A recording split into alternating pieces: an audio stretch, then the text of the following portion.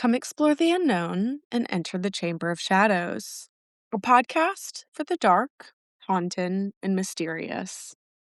I am your host, Celine, and I am joined with my co host, Endora. Say hi, Endora. Good evening, spooky fam.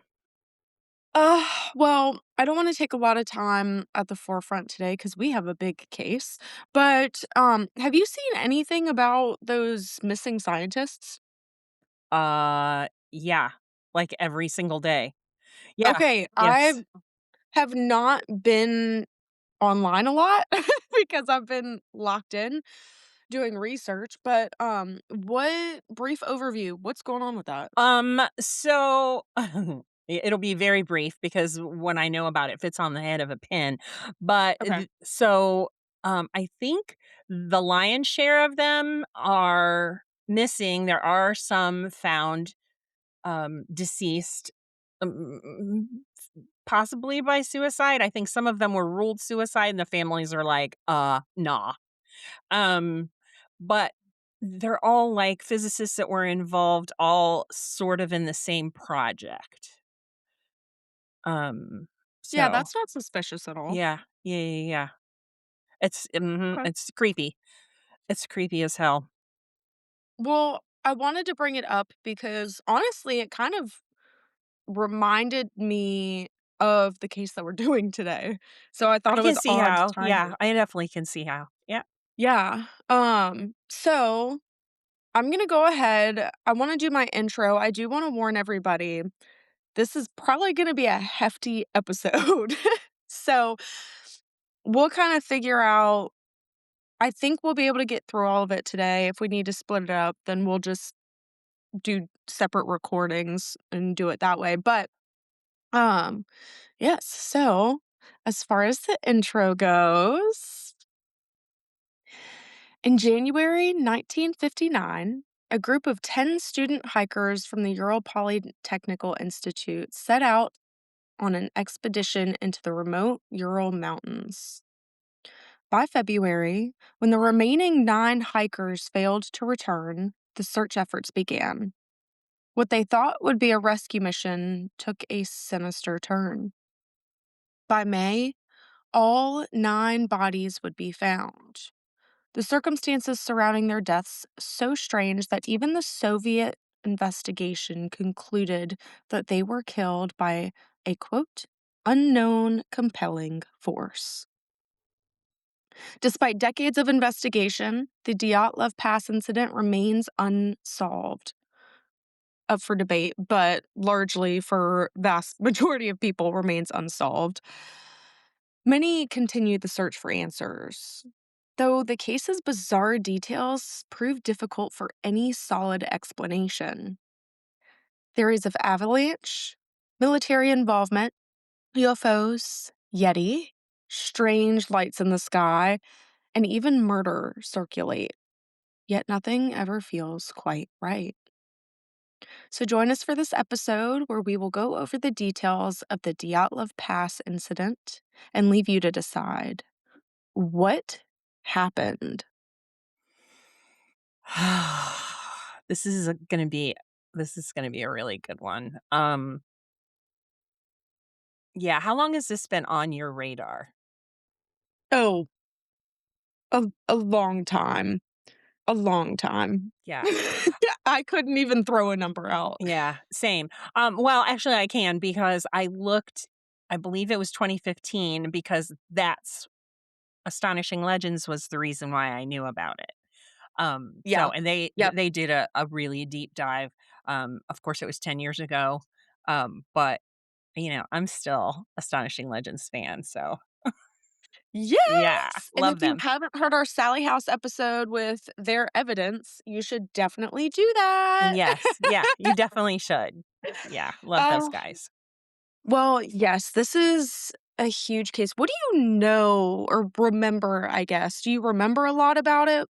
Like, without I guess, going into details Yeah, about I it? definitely don't wanna go into details about it, Yeah. because I don't wanna take any of the wind out of your sails, but, it's been 10 years, so my I'm sure that the details are not sharp in my mind. The number one thing is that, these guys were having a great time.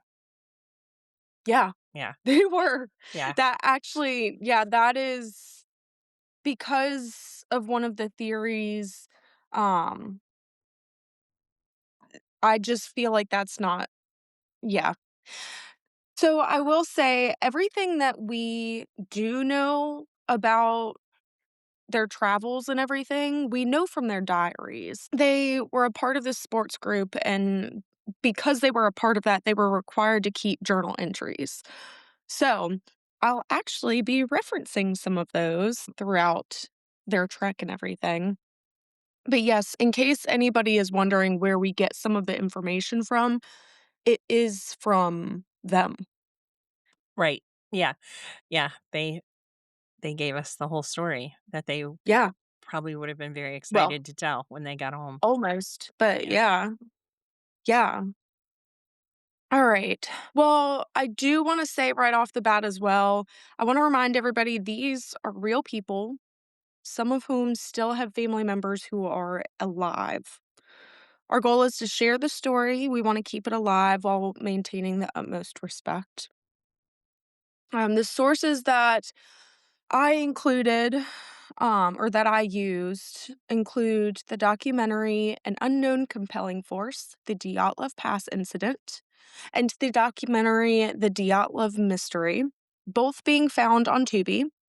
There is also a website, the Dyatlov Pass, well, sorry, it's dyatlovpass.com, not the dyatlovpass.com.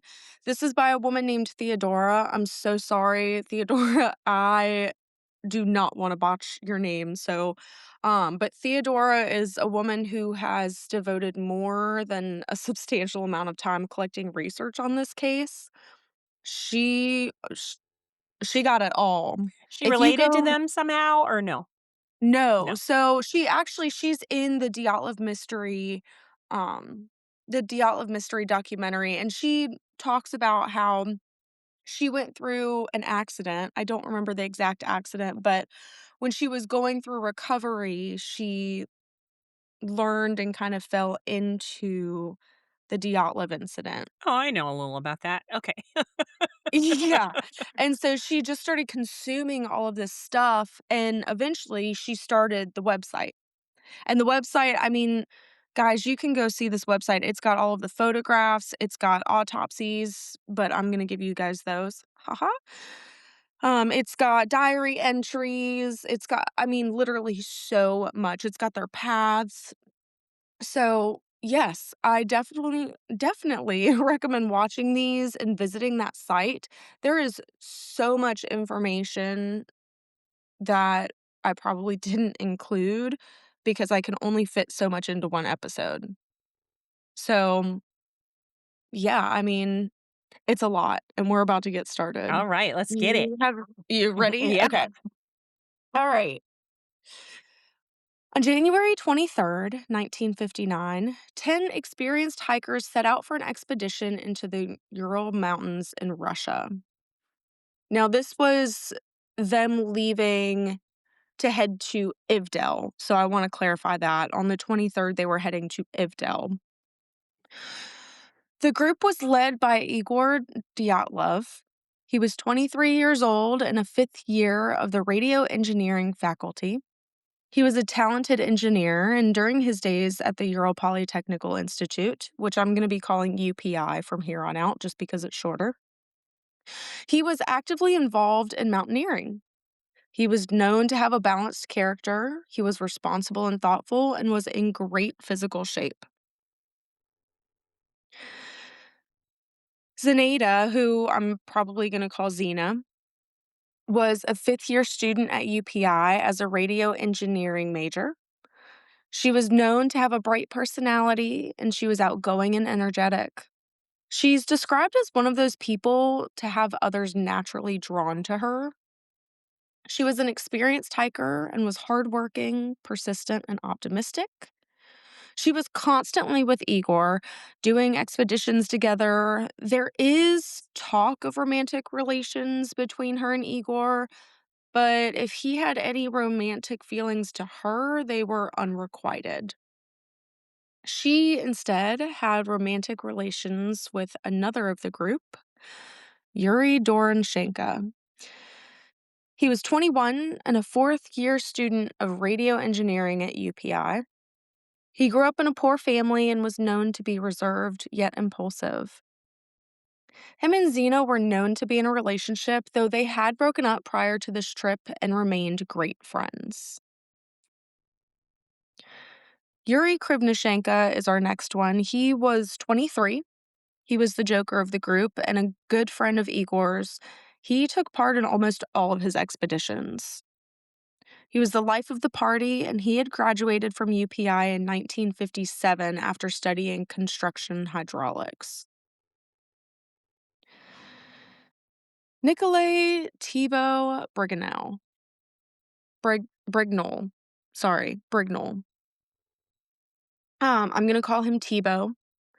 He was an honors graduate of UPI Civil Engineering. He was born in Osiniki. Okay. That's how I'm gonna pronounce that. It's where his father was serving his 10-year term at a branch of the Gulag, and do you know what a Gulag is? Mhm. Yeah. Oh, Okay. yes. It's a jail. I guess we Yeah, should tell everybody. it It's is. a jail. Yeah, it's a Soviet forced labor camp and detention center. So this was back in Soviet times. Now, Tebow graduated in 1958 and worked in a construction trust. He had been a member of the qualifying commission of the UPI Hiking Club, in which he had taken part in hikes of varying difficulties. He was known for his energy, friendliness, and humor, and he ended up becoming closer with another hiker in the group, Semyon Semyon Zolotaryov. So Semyon wasn't known very well by the group. He is the only one who was not previous friends with them, as he requested to join the expedition last minute. He was 37 years old and an instructor of tourism. He had been asked to be called Sasha, but for the sake of today, I will be calling him Semyon, as there's another member I've been referring to Sasha. He had earned medals in World War II for his service, and it was said he needed one more expedition for some kind of upgrade at his work.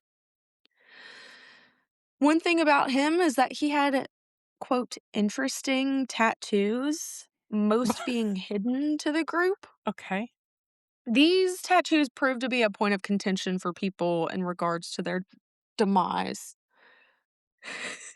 Sorry. Is there something flying around in there? What's going on? It sounded like it. Did you hear that? No. Oh. Oh my god, those were some big wings. It's not in here. I think it's outside, but I've got my window open. Yeah, so his tattoos are a point of contention for some people, but we'll talk about him later. Okay. Are we gonna Yeah. talk about the tattoos too? Kind of. Okay. Yeah. I mean, not really. It just kind of supports a theory. Oh, okay. Yeah. Um, Rustim Slobodin, he was a UPI graduate working as an engineer.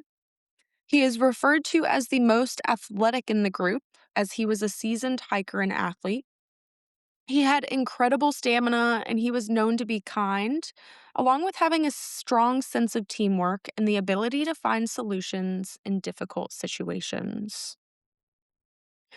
Alexander Sasha Kolv- Kolvatov. Kolvatov. This is who I'm going to call Sasha. He was a fourth year physics student at UPI. He was known to be a sick child.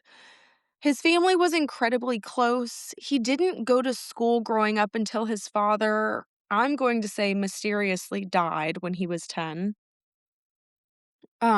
He was sent to Moscow at some point to work in a secret institute, and he did very well and had a very active social life.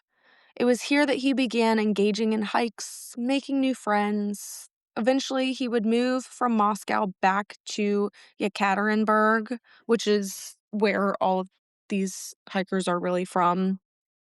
He would enroll at UPI and would become a part of the UPI Sports Club.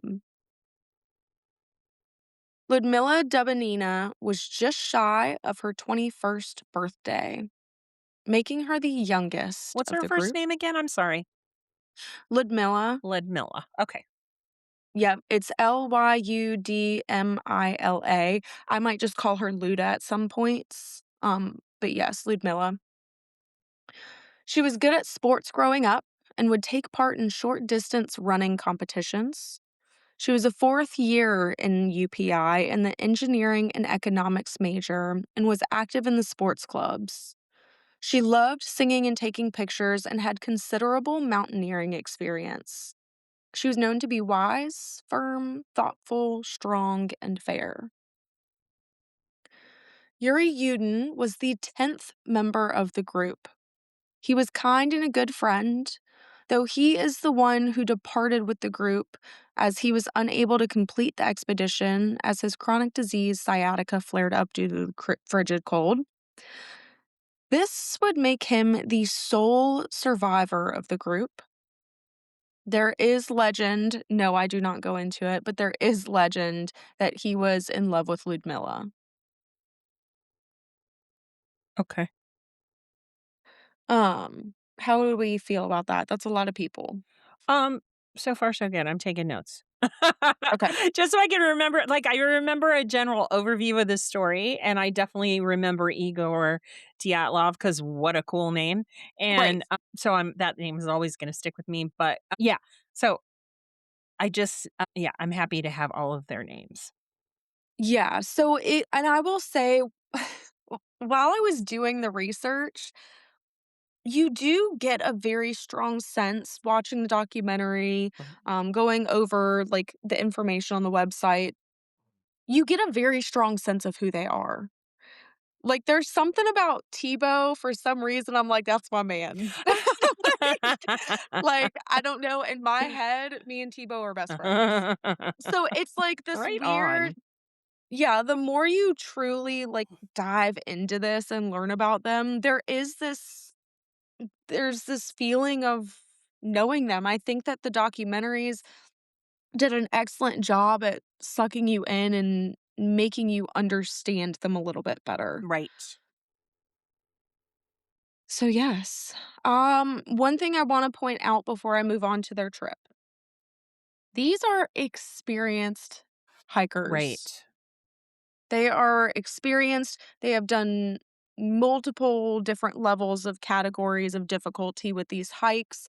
These are not people who just were like, "Yeah, we're gonna do this."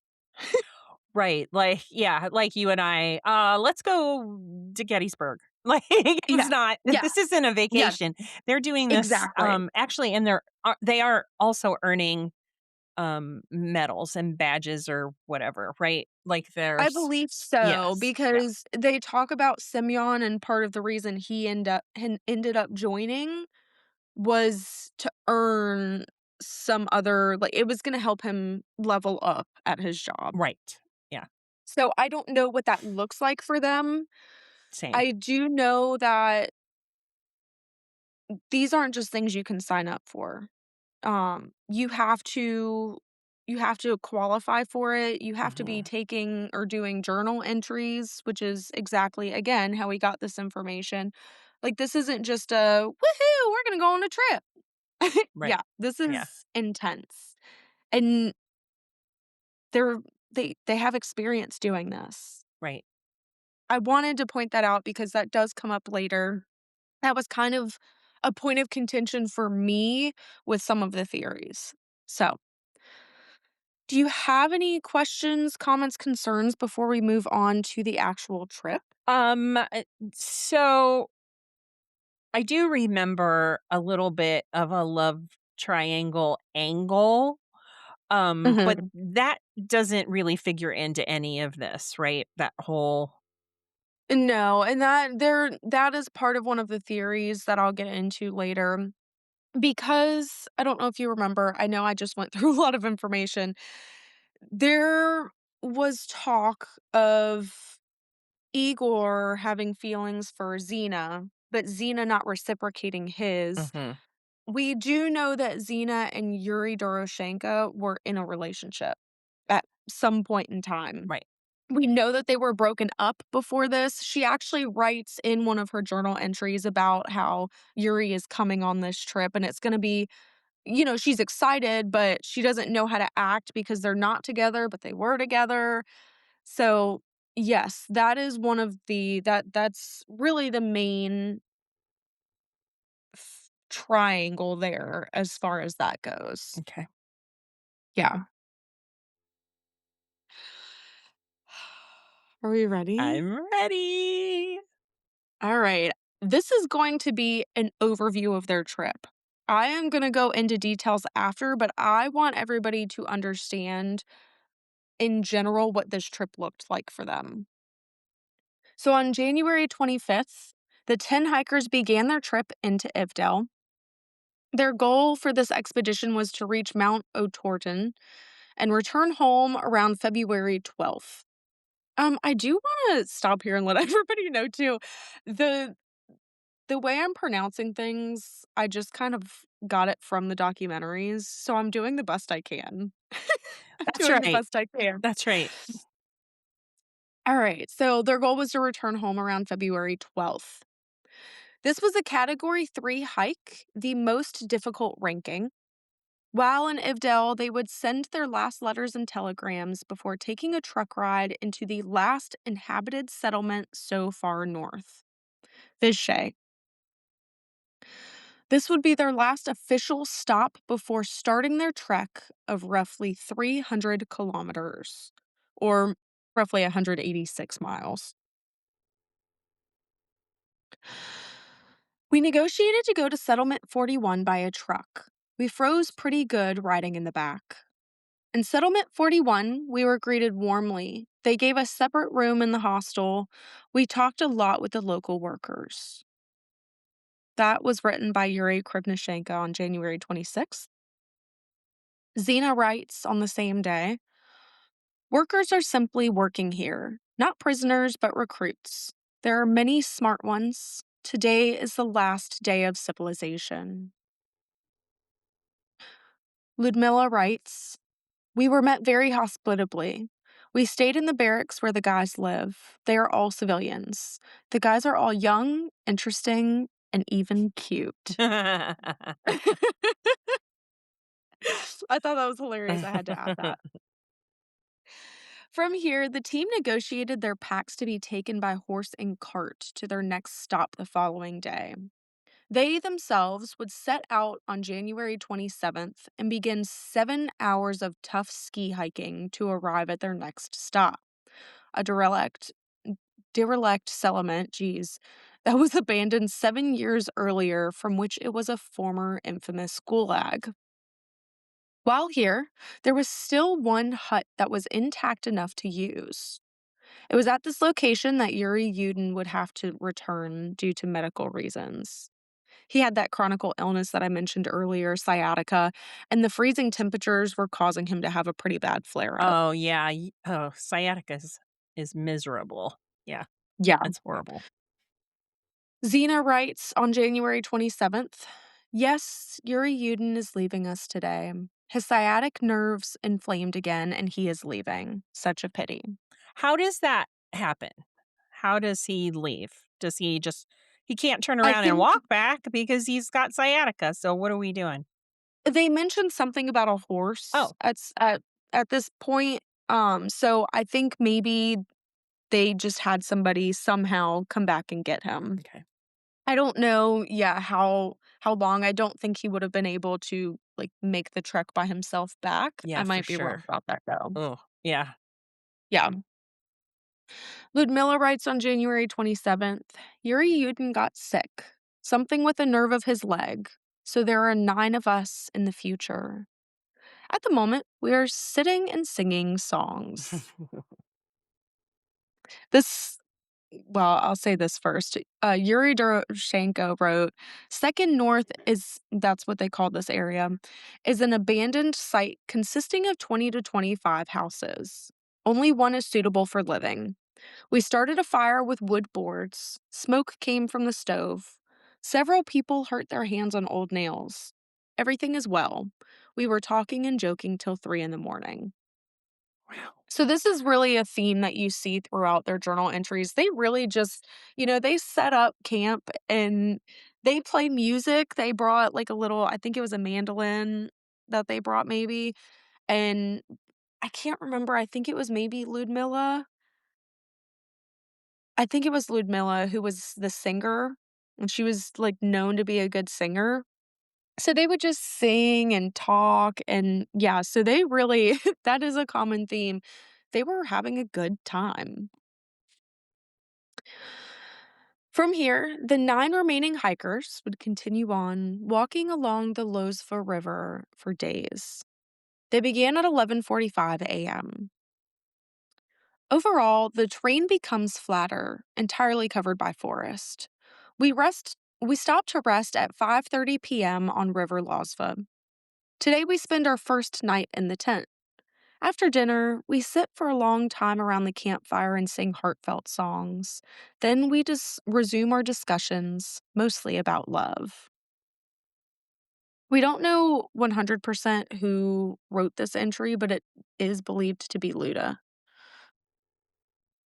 On January 29th, they continue their trek following a Mansi ski trail and soon seeing Mansi signs. Zena writes on January 29th, "Today is Yuri Doroshenko's birthday. We go first to Lazva, then we turn to Auspia. Surroundings are beautiful. Along the Auspia, Mansi have passed. A trail is visible, a trail is visible, grooves, a path is visible. We often see Mansi signs on the trail. I wonder what they write about." Tebow writes, "We walked along a Mansi trail. The weather is -13 Celsius. The wind is weak." On January 30th, they start around 9 a.m. and continue along the Auspia River before they stop around 5 p.m. In the middle of the road, we saw Mansi Shed. Yes, Mansi, Mansi, Mansi. This word comes up more and more often in our conversations. Mansi are people of the north. Temperature tonight, -26 degrees Celsius, Jesus. which is -14.8 degrees Fahrenheit. The forest gradually thins and trees get smaller. You can feel the altitude. There's a strong west wind. It blows the snow off the cedar and pine trees, creating the impression of snowfall. As usual, we quickly start a fire and pitch the tent on some fir branches. We are warmed by the fire and go to sleep. Zena writes, Mansi Trail ended, pine forest. All day long, we walked along the Auspia. We'll spend the night on a Mansi Trail. Burned mittens too, and Yurkin's quilted jacket. He cursed a lot. Yeah, literally. On January 31st, we would receive our last diary entry. This one's a little long, so stick with me here. This is written by Igor And Dyatlov. what was the date, honey? January 31st. Okay. Weather today is a bit worse.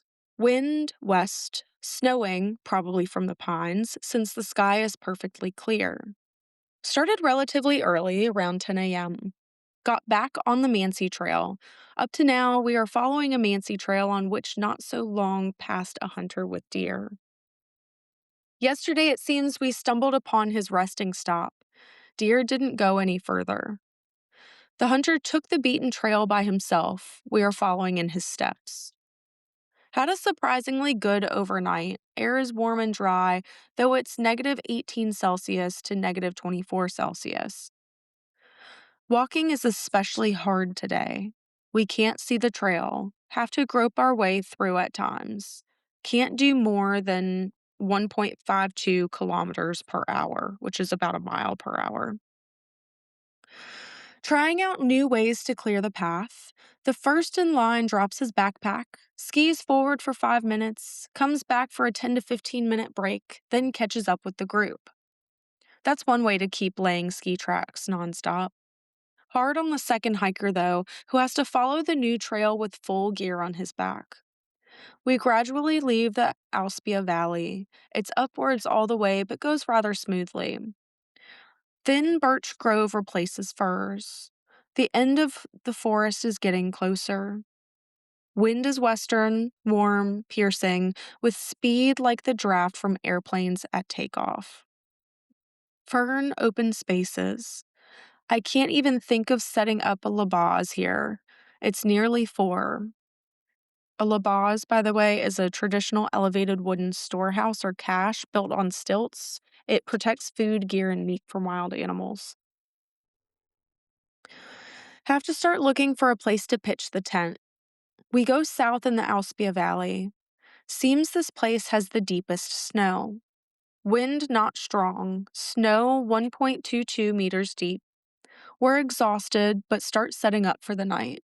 Firewood is scarce, mostly damp firs.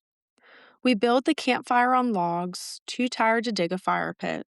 Dinner's in the tent, nice and warm.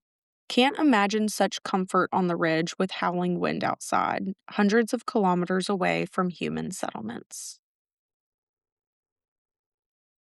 We know that by this point, they reached a location named Mount Holoshackle, also known as the Dead Mountain. Oh. This is where they would set up camp at an unnamed mountain pass for the night. That is the general overview of their trip. How do you feel about that? Um, yeah. Igor, so nobody else made one on what is it? That's On New the Year's Eve. 31st. Yeah, that's New Year's Eve, right? Am I crazy? January 31st, not December. Oh. You had me for a second there. I was like, "Yeah, you're right." Yeah, if only I had written that. Okay. Literally, literally. You said it and I wrote NYE. Last entry Igor. Yeah, Okay. no. Sorry, buddy. Um, okay, so Igor's the last person to write anything, and are we thinking that's like the end of day then? Like, and then they are all just Yeah, because he snuggled up talks in there. about yeah, because he talks at the end about how they build the campfire on logs, dinner is in the tent. Um, can't imagine such comfort on the ridge with howling wind outside, hundreds of kilometers away from human settlements. So it is believed that that's like end of the day for them. Okay. Yeah. And when we're talking about hiding things from predators, in the Mhm. little tall shack, what kind of predators are we talking about? You know, that comes up a little bit later. There is a theory that contains a wolverine.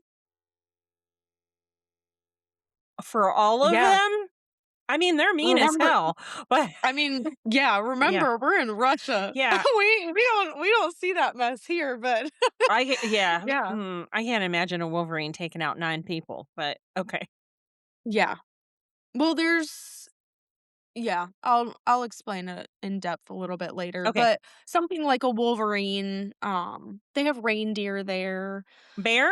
Is there bear there or no? Or would they be I hibernating? actually I actually don't know. Okay. Yeah, I don't know. I mean, I know they have bears in Russia, but I don't know what that looks like time of the year and everything Okay. for them. Okay. Yeah. Are you ready for the search? Yeah, let's do it. Okay. When the group failed to return by February 12th, no one seemed too concerned off the bat, as they're aware there could have been delays due to weather. Sasha's sister, Rima, would be the first person to raise alarm to the group still missing. Her and her brother and their family in general were very close, and she claimed there was no way they would have been running late and he didn't send some form of telegram to inform her. She began to make calls to the university and the sports club. On February 20th, the group is officially declared missing. The search party began on the 21st and included military and experienced hikers and mountaineers, canine units, forest rangers, Mansi guides, and other volunteers, many of which were colleagues and friends of the group. Mm. So, like the sports club of UPI sent people out to help search for them. Sure they did, yeah. There was another group that actually left and did their own hike at the same time as the Dyatlov group. They had talked about meeting up later down the road, and obviously that didn't happen, and again, they just kind of figured maybe the weather had delayed them. So, I mean, these are people that they know that are also searching for them, people that they've hiked with. And those, the people at the hostel that fed them and everything, the Mansi people, I have some tell me if The I'm the right or people wrong. the people at the hostel were just, like, local local workers. They weren't the Mansi. Um, when okay, I'm okay, sorry. No, you're fine. Um, so I have recollection of what I thought was Mansi people telling them, "Don't go this way. We don't I want you to go this way." Um, Yeah, so are we oh, we're gonna talk about that later. I'm gonna stop because I don't yeah. I'm worried about messing up your story. No, I'm trying okay. no, you're fine. I mean, it's a lot of information. Okay. It's a lot of information. So, yeah, we do yes, there was we talk about the Mansi. Okay. We'll talk about the Mansi. Okay. Yeah, yeah. Let's see, of the group okay. The lead investigator was a man by the name of Lev Ivanov.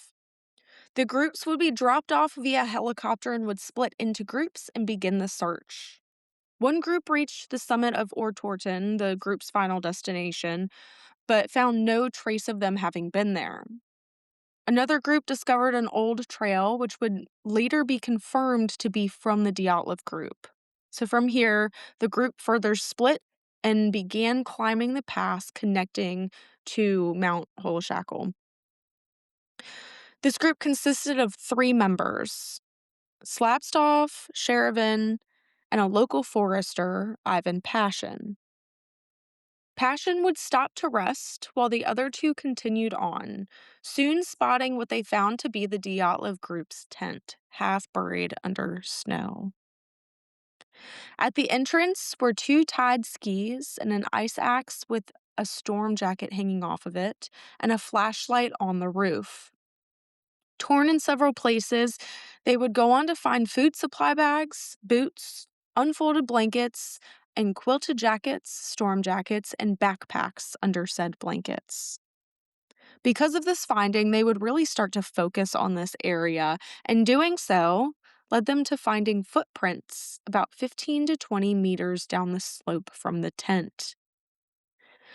These footprints are noted to have been together, like they were walking side by side in a calm manner before splitting down the way. Following these tracks, they would make their first discovery on February 27th. At the forest's edge, under a large old cedar tree, roughly half a mile from the tent, they found remains of a fire, along with the remains of Yuri Doroshenko and Yuri Krivnishenko. Later that day, about 1,000 feet away, was the body of Igor Dyatlov, collapsed around a small birch tree. 250 meters uphill from him was Zena. 6 days after finding the first hikers, the body of Rustim would be located. Their bodies were sent for autopsy, but they still had the other 4 hikers to locate. During this time is when the conspiracies really picked up and began. Officials reportedly tried burying the hikers in Ivdel, hundreds of miles away from their home city of Yekaterinburg. The families declined and had their bodies returned and began funeral arrangements. These funerals were I huge. bet. Yeah, I bet they were. Thousands and thousands and thousands of people showed up to pay respects. Yeah, I bet. Yeah. So, I mean, that's just incredible. It's incredible. People were really, really invested in this. Like, Yeah. really invested in Sure they this. were. Yeah. It was months later when a Mansi native that would report cut branches only 150 feet from a cedar tree seemingly formed a trail. A search party would arrive, finding remains of clothing that was seemingly cut by a knife. They began digging and found a den under 10 feet of snow that contained cut branches used as a makeshift floor. They began to prod the snow with avalanche prods, and a student hiker would be the one to find the remains of Ludmilla, 12 feet under the snow. Simeon, Thibaut, and Sasha were found close to her, officially ending the search. It was the autopsies of their bodies, along with the way they were found, that would raise more flags, causing people to question what the hell happened to them. Now, again, that's a lot of information. So, to go back over it, both of the Yuris were found first. Yeah. Igor and Xena were found consecutively after that. They were all on February 27th.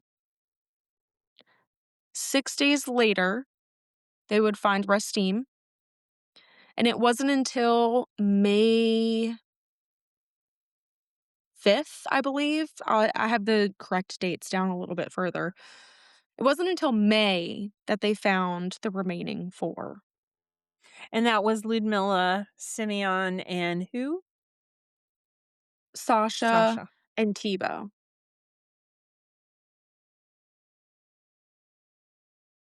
Okay. Um, wow, I am this is the first time I've ever heard about this, den. I haven't I Yeah, I That's hadn't fresh to either. me. I've never heard that before, ever. And it literally was because I don't think I talk more about it later. So, for clarification, they literally formed this den under the snow. They took these branches and laid the branches out to like provide flooring and more warmth. It, the images are kind of incredible. Oh, Like, good. it's Yeah, kind of please share incredible. them. Yeah. Yeah, yeah, yeah. Yeah. I'll get them all together. I'll send you everything because again, it's a lot. So I'll send you all of that, and obviously, I'll make sure I post them as well. Are we ready for the next part? Are we doing okay? Do I Um, need to clarify anything else? no, it's like the tent being covered in snow and collapsed, mm, Mhm. but the footprints aren't full of snow. You could still follow them is Right. very strange to me. That's very I odd. agree. Okay. I agree. 100%. Okay. And this next section is the Right details on. and the autopsies. So this is gonna give a little bit of better idea of Yeah, also we should probably I hate trigger warnings, but these autopsy findings are gonna be brutal. Yeah. Oh, I've got it. I've got it right here. So I would like to take this time to go over the details of the case and autopsies. If you are squeamish or don't feel you can handle information regarding violent deaths, this is your warning. Probably best if you don't stick around for this. I also want to repeat that these are real people, again, some of whom still have family members who are alive. Reiterating that our goal is to share their story and keep it alive, we still want to maintain respect with all of this. Correct. Is there anything you wanna add? Because I know you're at least aware of this next part.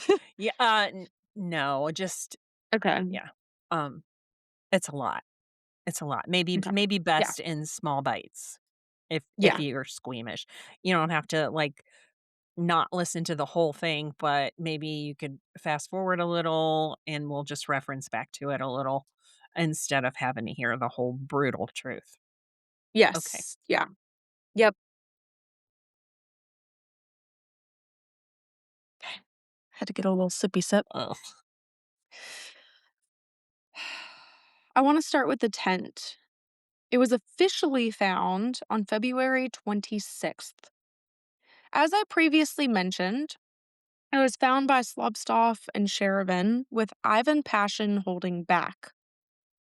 Equipment was found outside of the tent, still in an upright position. I believe they were skis. A flashlight on top, and snow covering the tent. Inside were more supplies, including boots and winter clothing.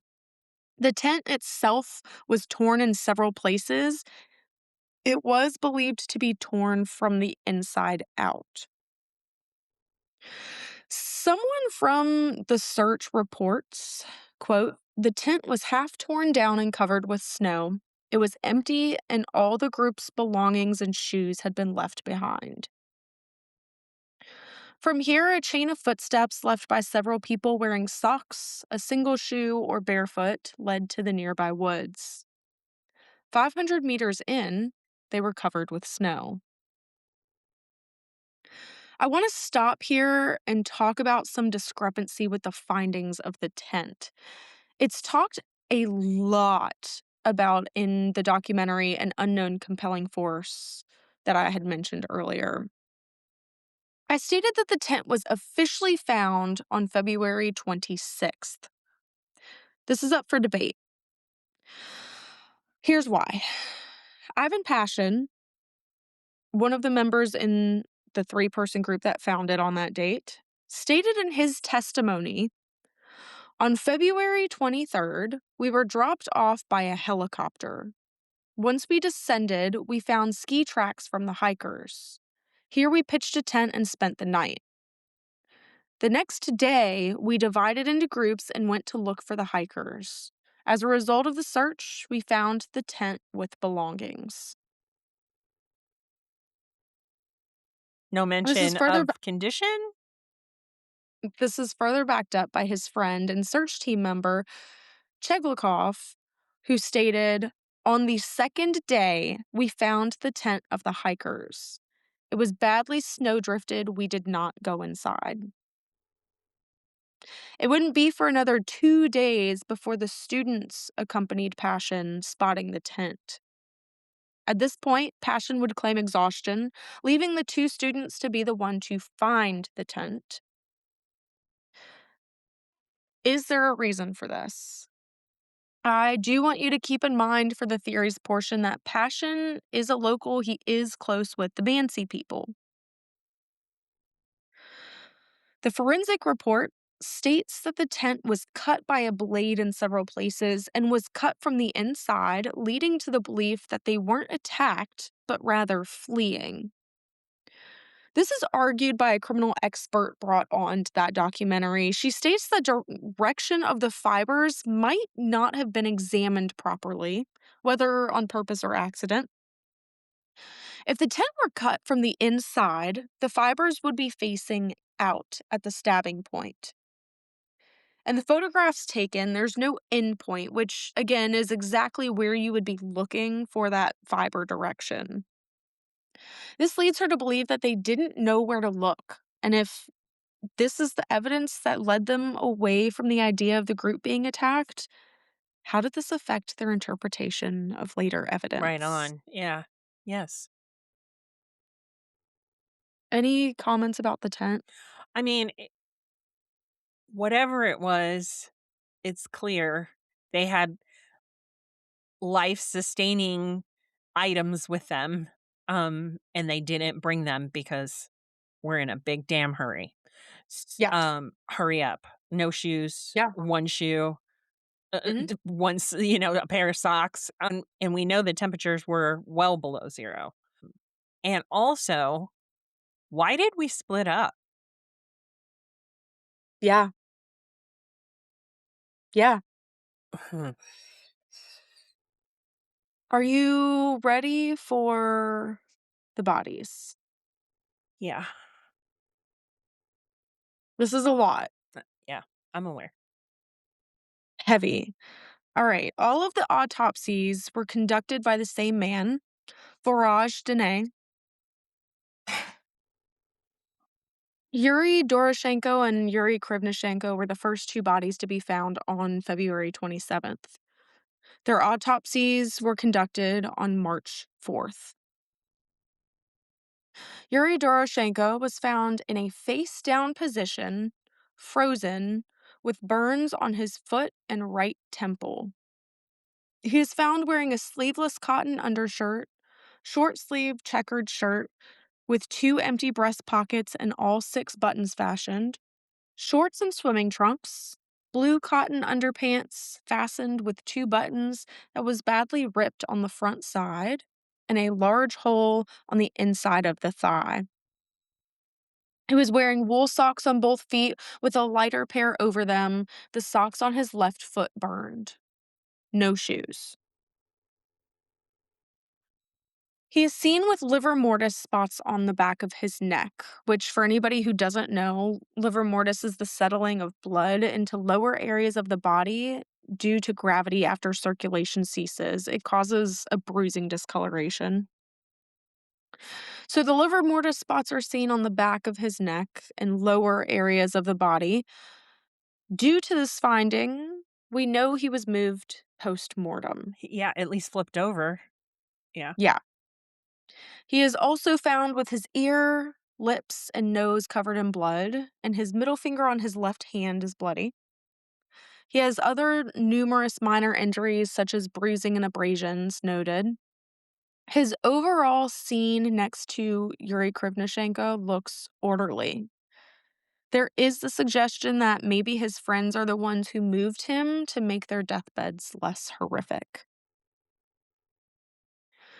His autopsy reads as follows. So this is Yuri Doroshenko. In the hair of the deceased, experts found particles of moss and pine needles. Hair is burned on the right side of the head. Ear, nose, and lips are covered with blood. Swollen upper lip with dark red hemorrhage. Right cheek of soft tissue covered with gray foam. Gray liquid coming from his open mouth. Most apparent cause is pulmonary edema. Ear auricles in bluish red color, and the right earlobe and tragus dense patches of brown red color. Inner surface of the right shoulder has two abrasions, 2 by 1.5 centimeters with no bleeding in the tissues, two cuts on the skin. Right armpit has a bruise, 2 by 1.5 centimeters. Brown red bruises with size 4 by 1 centimeter, 2.5 by 1.5 centimeter, and 5 by 5 centimeter in the upper third of right forearm. Swelling and small abrasions in the rear of the right hand soft tissues. Bruise with bleeding into underlying soft tissues on the back of the right hand, corresponding to the second metacarpal bone. The soft tissues of both hands and fingertips are especially dark purple. All fingers and toes severely frostbitten. If Yuri Doroshenko would have survived, he would have required an amputation of all his toes and fingers. On the inner surface of the left shoulder in the lower third abrasion, brown red color. On the inner surfaces of the left elbow, minor abrasions, brownish red color. On the inner surface of the left forearm, there is a surface skin wound covered with dried blood. Similar bruises and pale red color on the shins of both legs. He contained less urine than expected in a hypothermic death. He, again, is noted to have that gray, foamy gray fluid on his right cheek. This began speculations that prior to death, someone or something was pressing on his chest cavity. This method was common for interrogation by NKVD, which was Stalin's secret police, as well as special forces.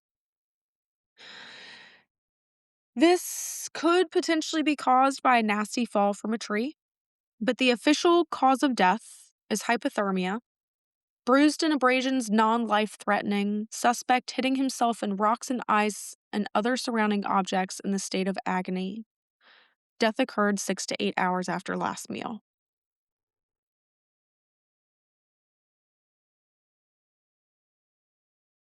So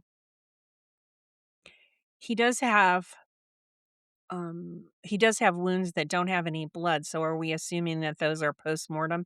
And also, what is this, brownish coloring that they're talking I mean, not the Yeah. heart foam of death, but the brownish Mhm. coloring that they're talking to you speaking to you, Right. is that something that's on their body? Is that a bruise? Like, I don't understand how this I is don't described. I don't 100% understand either. They talk about the different colorations of some of these people being found. I don't know what I guess a normal hypothermic death coloring would be in comparison to something else happening. I have no idea. Um, I saw a hypothermic death, and he was blue, like Really? like a fucking Smurf. Um, I'm not saying anything about these people, I'm just saying Yeah, yeah, yeah. I've seen it, and I know what it looks Right, like. right. Also, so Yuri 1 has burns around his feet, and this Yuri And has temple. burns on his face? No, both the Yuri Doroshenko has a temple burn and a burn on his foot. Okay.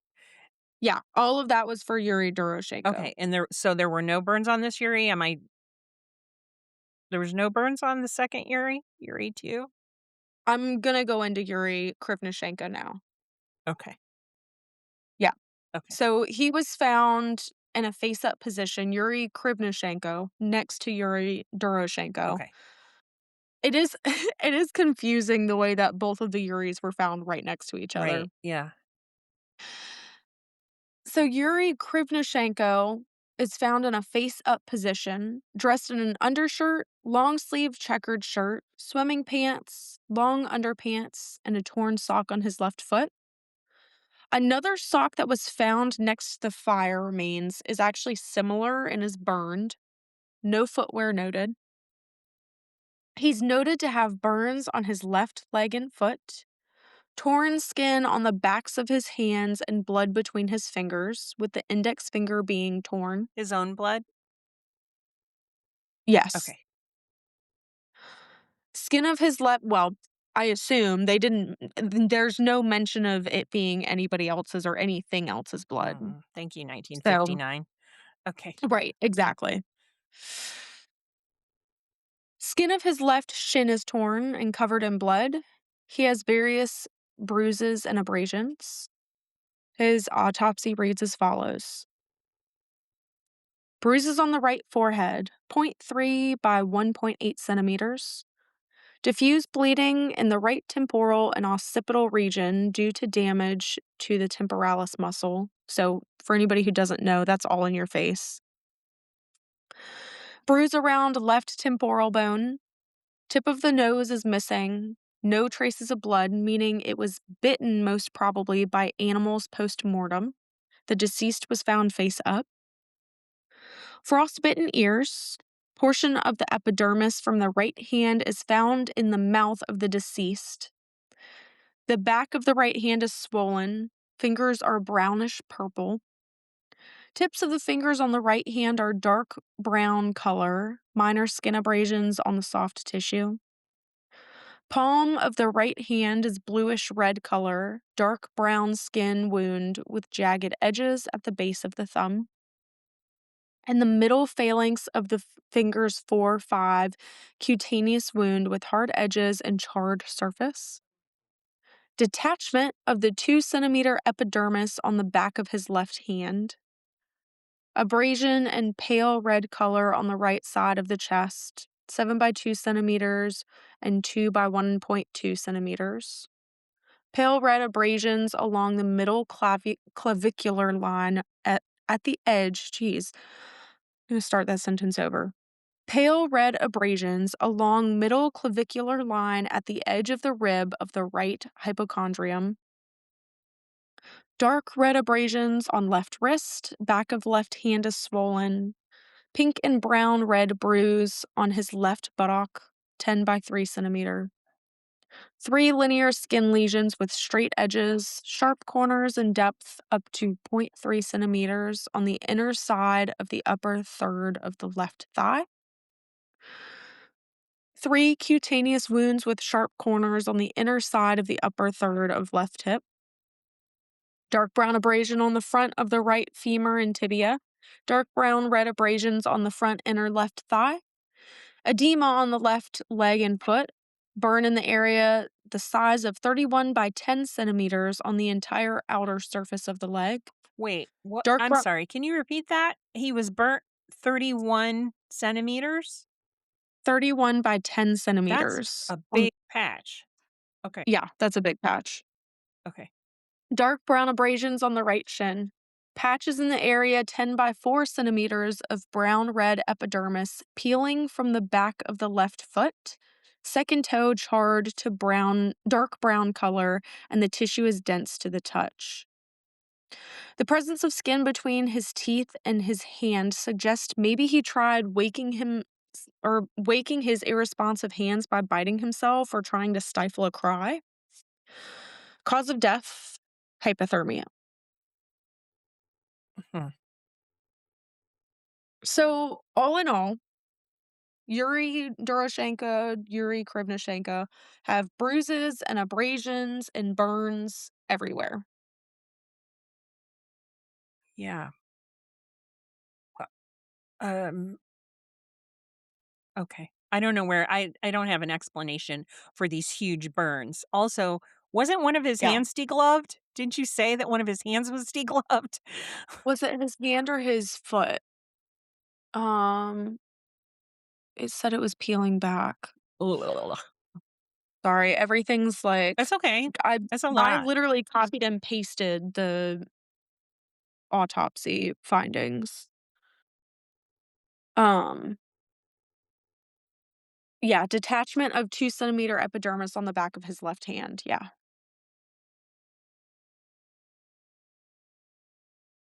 I don't I thought there was somewhere on his foot too that they mentioned it. I might be wrong though. Yeah, that's a lot. okay. Yeah. Wow. Okay. All right. And later that day, we find Igor. Igor. Yeah. Mhm. So he is our next one. Found on February 27th, autopsy conducted on March 4th. He was found face up with his head towards the tent and his hands clenched into fists folded in front of his chest. He was wearing an unbuttoned fur sleeveless vest, the outer side blue cotton, the inner side dark gray fur. This jacket actually belonged to Yuri Yudin, who left it to Yuri Doroshenko. He was also wearing a blue sweater, a long sleeve red cotton shirt that had 4 streptocide pills in their blisters, which is an anti inflammatory used for burns and wound infection. Mhm. Ski pants over his pants, 1 cotton sock on his left foot, and 1 woolen sock on his right. No shoes. His watch stopped at 5:31. And His when was his do we have any idea of when his last entry was? We don't. No, we just know it was sometime in the late afternoon, maybe evening. Okay. And so this could be 5:30 AM. It doesn't. I am going to assume that all of the times that we see are AM. Okay. Okay. And so So, he's scavenging clothes off of his friends? Is that what I'm seeing?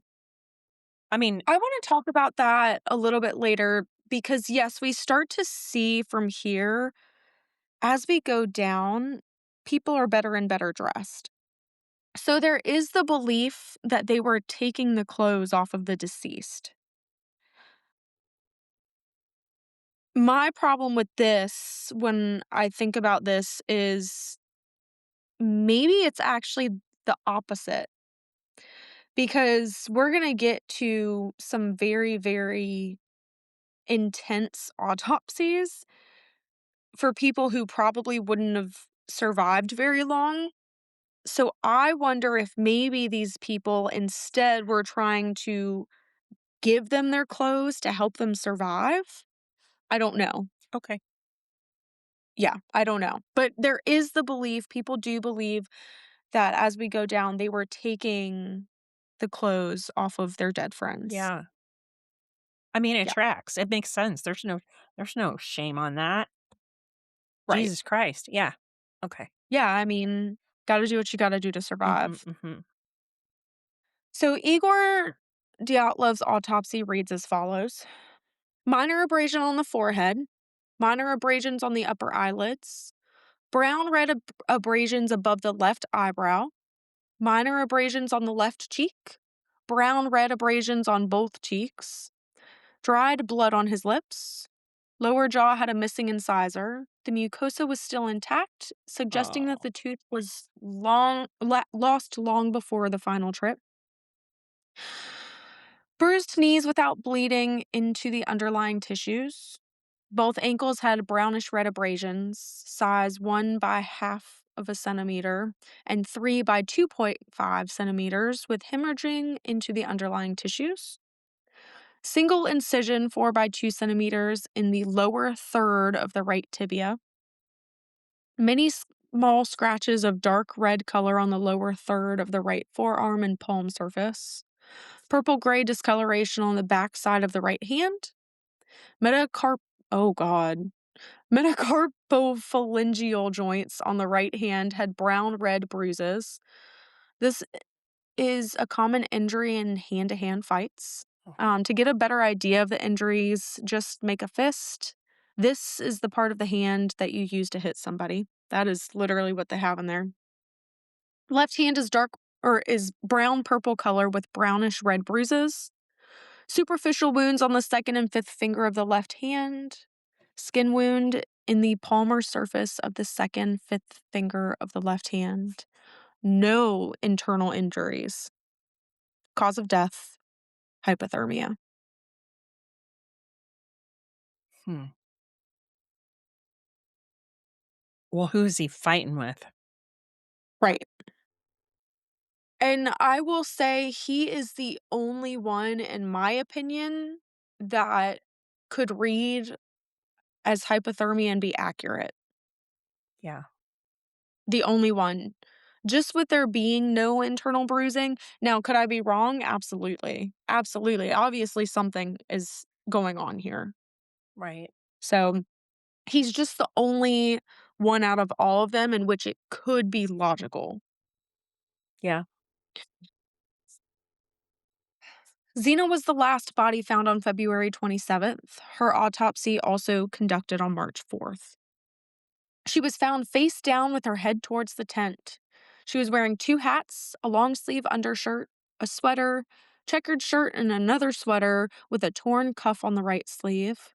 The sweaters were inside out, which is not unusual. Mountaineers do this when they try to dry the clothes by wearing them. She is also found wearing a cotton sports pants, trousers, ski pants with three small holes at the bottom of the right trouser leg, and three pairs of socks, two being thin, the third woolen with insoles inside. No shoes. In her pockets were five rebels and military style protective mask.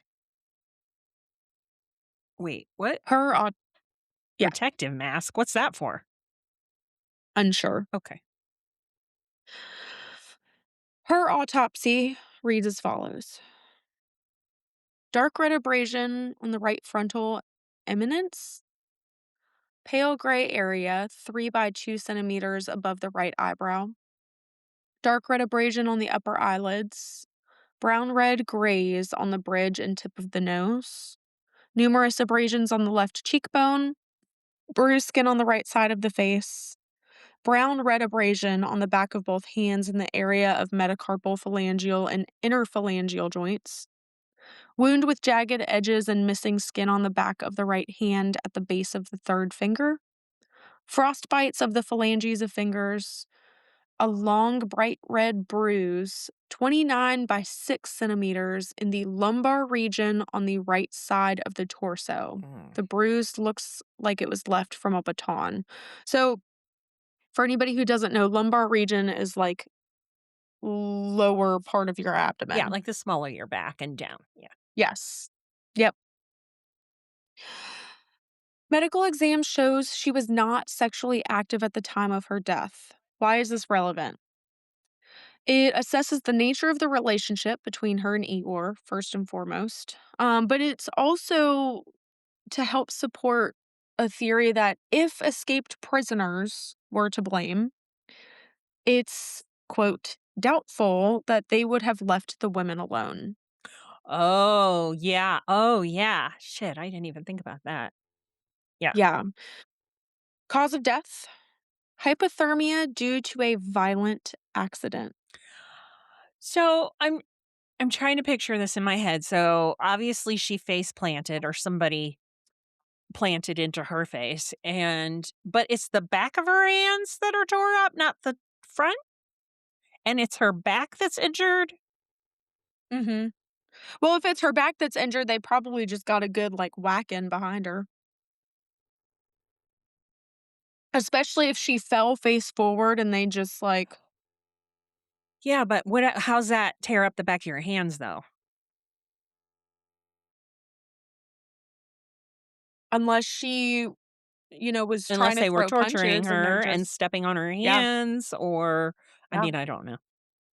I don't know. That sounds I don't know either. horrible. It's sad. Okay, go ahead. Yeah, I don't know I'm either. sorry I interrupted you. No, you're fine. Rustin was found on March 5th. His autopsy was conducted on March 8th. He was found covered with 50 centimeters of snow, face down, head towards the tent. At this point, the three mentioned with their heads towards the tent are thought to have been trying to return to the tent. Yeah, that's what it sounds like, but does it say how far they are from the tent? I think it was about half a mile. Okay. Like where they were all found was roughly half a So mile. these guys are trying to double back to Yeah. get their shit. Yeah, good. Okay. Yep. He was wearing a long sleeve undershirt, a shirt, sweater, two pairs of pants, four pairs of socks, and one felt boot on his right foot. On the chest under the sweater were two shoe insoles. In his shirt pocket, 310 rubles. I think it's rubles. Is it It's rubles? rubles, but yeah. Rubles, sorry. 310 rubles in his passport. In his other pockets were a small folding pocket knife, a pen and pencil, comb, box of matches, and one cotton sock. His watch stopped at 8:45. Mm. His autopsy reads as follows: hemorrhages in the temporalis muscles, minor brownish red abrasions on the forehead. Two scratches are 1.5 centimeters long at the distance of zero point 0.3 centimeters between them. Brownish red bruise on the upper eyelid of the right eye with hemorrhaging into the underlying tissues. Traces of blood discharge from the nose. Swelling and a lot of small abrasions on both sides of the face. Bruises in the metacarpal, oh, here it is again. Metacarpophalangeal joints on both hands. Bruised knuckles, basically, is what that means. Similar bruises are, again, common in hand to hand combat. Brown cherry bruises on the medial aspect, which is the inside part, of the left arm and left palm. Swollen lips. Bruises on the left tibia in dimensions at 2.5 to 1.5 centimeters. Epidermis is torn from the right forearm. Fracture of the frontal bone 6 by zero point 0.1 centimeters, located 1.5 centimeters from the sagittal suture. It was suggested that the fracture in his skull could have been done with a blunt object. Probably suffered some form of loss of coordination because of this due to the initial shock right after the blow, which could have sped up a hypothermic death. All bruises and scratches were blamed on last minute agony. It looks as if he fell repeatedly on his face while walking down the mountain, and every time he fell, he managed to hit the sides of his head. Hmm. Had thawing snow under him, suggesting that his body fell when he was relatively still warm and there was noticeable heat exchange into the environment. Cause of death? Hypothermia. Come on, bruh. Okay. These boys are fighting and somebody is busting up their heads. Yeah. How are we feeling so far? Because it's about to get darker. Let's go. Okay.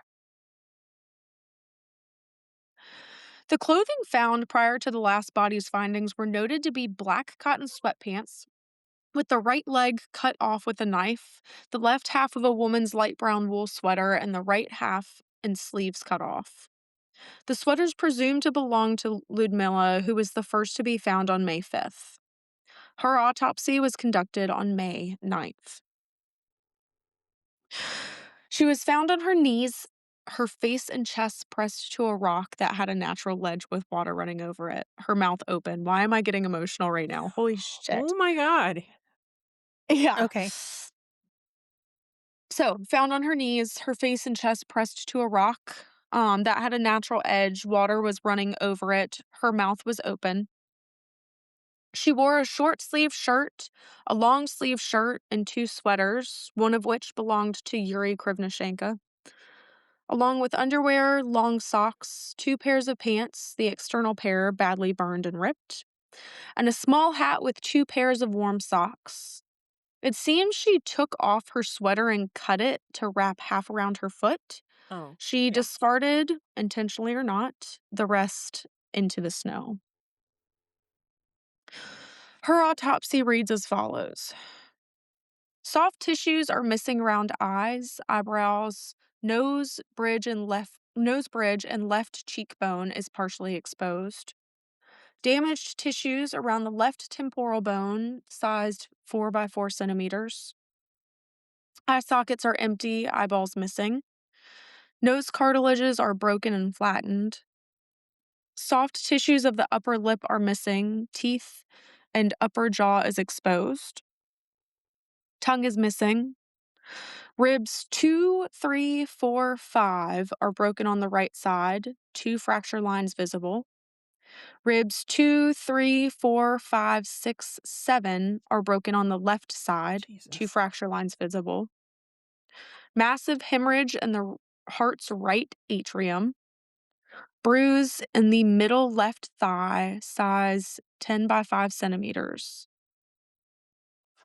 There are claims that her tongue was ripped or eaten rather than that water kind of doing away with her soft tissues. Um, the records just simply state that the tongue is missing along with the muscles of the floor of her mouth. Yeah, that's very those areas are very common in predation. Yes. But it would have to be something small because certainly a bear would have eaten more than that. Um, Yeah.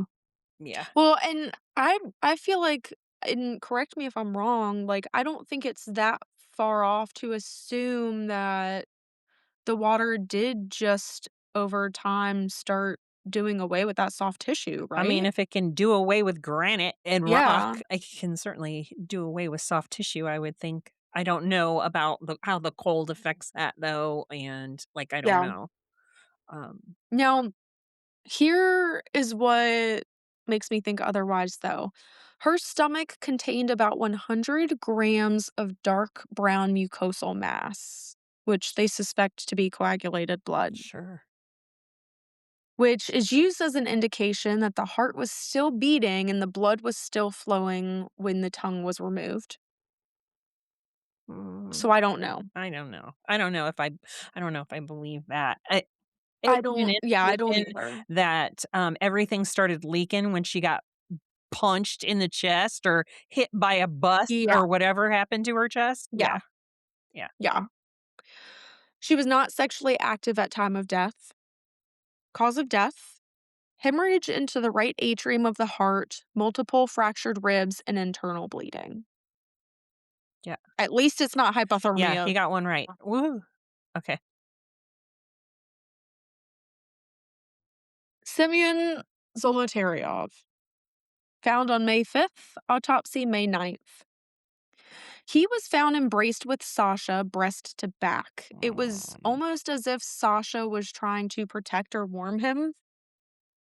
He wore two hats, a scarf, shorts, long sleeve shirt, black sweater, and a coat with the two upper buttons unbuttoned, underwear, two pairs of pants, and a pair of skiing pants. He had a copy of newspapers, several coins, a compass, and other few items. His legs protected by a pair of socks and warm leather handmade shoes known as burqa. He was found with a camera around his neck, though the melting snow damaged the film. There This was a point of contention as they weren't sure why A, he would leave the tent with the camera, but B, he apparently brought two cameras on the trip. One was already found in the tent, so they're not really sure why he would have done that. He was also found holding a pen in one hand and a blank notepad in the other, though allegedly the only person who actually saw this notepad was a colonel. Hmm. His autopsy reads as follows: eyeballs are missing, missing soft tissues around left eyebrow, size 7 by 6 centimeters, bone exposed. Open wound on the right side of his skull with exposed bone, 8 by 6 centimeters in size. Flail chest, broken ribs, 2, 3, 4, 5, 6 on the right side, two fracture lines. His and Luda's injuries are similar in direction and force, despite the size and difference, suggesting it was not a single uniform event. I want to stop here for a moment. Ludmilla and Simeon's injuries are much more difficult to explain than the others. Yeah. Yes. What could have done like what could have truly done this extent of damage? I mean, these injuries have been likened to being hit by a car. Yeah. The coroner, during an interview answered the following questions. Question: how is it possible to explain the cause of the damage to Dubinina and Zolotaryov? Is it possible to combine them into one cause? The coroner answered, I think the character of the wounds on them, a multiple fracture of the ribs, on Dubinina were bilateral and symmetrical, and on Zolotaryov were one sided. Both had hemorrhaging into the cardiac muscle with hemorrhaging into the pleural cavity, which is evidence of them being alive when injured and is the result of the action of a large force similar to the example used for Tebow. We haven't gotten to him yet. These wounds, especially appearing in such a way without any damage of the soft tissue of the chest, are very similar to the type of trauma that results from the shockwave of a bomb. Question: how long could Dubinina and Zolotaryov have lived? She would have died 10 to 20 minutes after the trauma. She could have been conscious. Sometimes it happens that a person with a wound to the heart, for example, a serious knife wound, can talk, run, and ask for help.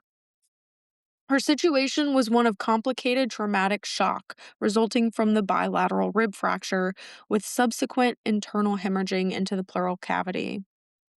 He could have lived longer. It needs to be taken into account that they were all trained, physically fit, and strong people. Mhm. So, again, up to this point, we're all under the assumption that they'd been taking the clothes off of each other's corpses. But if this is the case, how were these two taking clothes off of the others? She would have been dead, according to the coroner, in 10 to 20 minutes. So that would mean that at least the two Yuris would have had to have died from hypothermia before that. Do you see what I'm I saying? do. Um, is it That's why possible that that's they went back to the tent, grabbed some shit, and took back off again, or no? I don't know. I think if we're looking at it from this perspective, I think in my head it's plausible that the first four gave some clothing, some articles of clothing to the last 4. Like, before the Yeah, split happened. Okay. and they were on their way back. They're like, "Okay, well, we're not as gravely injured as you guys are. Take these clothes. We're gonna go back to the tent and try to get more clothes." And on their way back, they just couldn't survive the elements maybe? I don't know. Hmm. That's just that's the logical way for me because it doesn't make sense for somebody who would have died in 10 to 20 minutes post injury to be taking clothes off of other people who allegedly died of hypothermia. They had the worst injuries, but they were some of the best dressed in the group. Yeah, but if death occurred so quickly, I don't know that that even you can even bother to count that part. I mean, the part Yeah, where I don't. they're donating clothes to the most injured because, Right, of course, we don't know when they were injured in comparison to right, when we all came flying out of the tent. right. It could have been immediate. It could have been immediate, and they could have been the first to die, and that's why they split up. Maybe. Yeah, I don't I know. have no idea. But we need to keep in mind with Yuri Doroshenko and Yuri Krivnashenko, their bodies were moved. Yeah. So who moved them? Well, Igor was the closest to them, right? Igor and Xena. Yeah. Okay. Sasha was next. Sasha was found on May 5th, his autopsy conducted on May 9th. He was found, again, embraced with Semyon, breast to back. He was pretty well insulated. He was wearing a sleeveless shirt, a long sleeve shirt, a sweater, fleece sweater, and ski jacket with a zipper found unzipped. The ski jacket was damaged. There was a big hole on the left sleeve that had burnt edges. His right sleeve showed damage as well. He was missing a hat and shoes, but he was wearing shorts, light pants, ski pants, and another pair of canvas pants, along with home knitted woolen socks that contained fire damage and a bandage covering his left ankle. This bandage is believed to have been prior to the incident because the first aid kit was still in the tent. Mm. Okay. In his pockets was a key, safety pin, blank paper, 2 packages of pills, soda and codeine, and a box of matches that were soaking wet. His autopsy reads as follows: lack of soft tissue around eyes, eyebrows are missing, skull bones are exposed. The bridge of the nose is straight, the nose cartilage is soft when palpated and has unusual mobility. The base of the nose is flattened with the nostrils compressed. This doesn't necessarily mean broken nose. Open wound behind the ear, size 3 by 1.5 centimeters. Deformed neck. Diffuse bleeding in underlying tissues of the left knee. Softened and whitened skin of the fingers and feet. Sign consisted with putrefaction in a wet environment. Overall skin had a gray-green color with a tinge of purple. We are left guessing on the origin of these industries. Industries? Injuries. Yeah. Oh my lord. Hmm. Tebow was our last hiker. He was found on May 5th, autopsy completed on May 9th. He was found well protected against the elements. There is suspicion that him and Semyon were outside of the tent at the time of the occurrence, as they were both wearing shoes and several layers of clothing. He was found wearing a shirt, wool sweater inside out, and fur jacket on a sheepskin, a canvas fur hat and home knitted woolen hat, along with some underwear, sweatpants, cotton pants, ski pants, and a hand knitted woolen socks and a pair of felt boots called Valinsky. Woolen gloves, 3 coins, a comb, and several pieces of paper were found in his pocket. His watches, yes, 2, were stopped at 8:14 and 8:39. He had facial hair up to 1 centimeter, and cadaveric spots were discovered on the back of his upper body, neck, and upper extremities. His autopsy reads as follows: Multiple fractures to the temporal bone with extensions to the frontal and sphenoid bones. The close up of the fractures to the skull is shown on the picture, which, sorry, I should have taken that out. Um, Bruise on the upper lip of the left side, hemorrhage on the lower forearm, size 10 by 12 centimeters. Accidental fall on rock excluded as possible cause for such a fracture. Now, again, the coroner had done this interview, and during the interview, they asked, what kind of force could Tebow have received such injury? He responded, in the conclusion, it's shown the damage to Tebow's head could have been the result of the throwing, fall, or jettisoning of the body. I don't believe these injuries could have been the result of Tebow simply falling from the level of his own height, so falling and hitting his head. The extensive depressed, multi-splintered, broken fornix and base of the skull fracture could be the result of an impact of an automobile moving at high speed.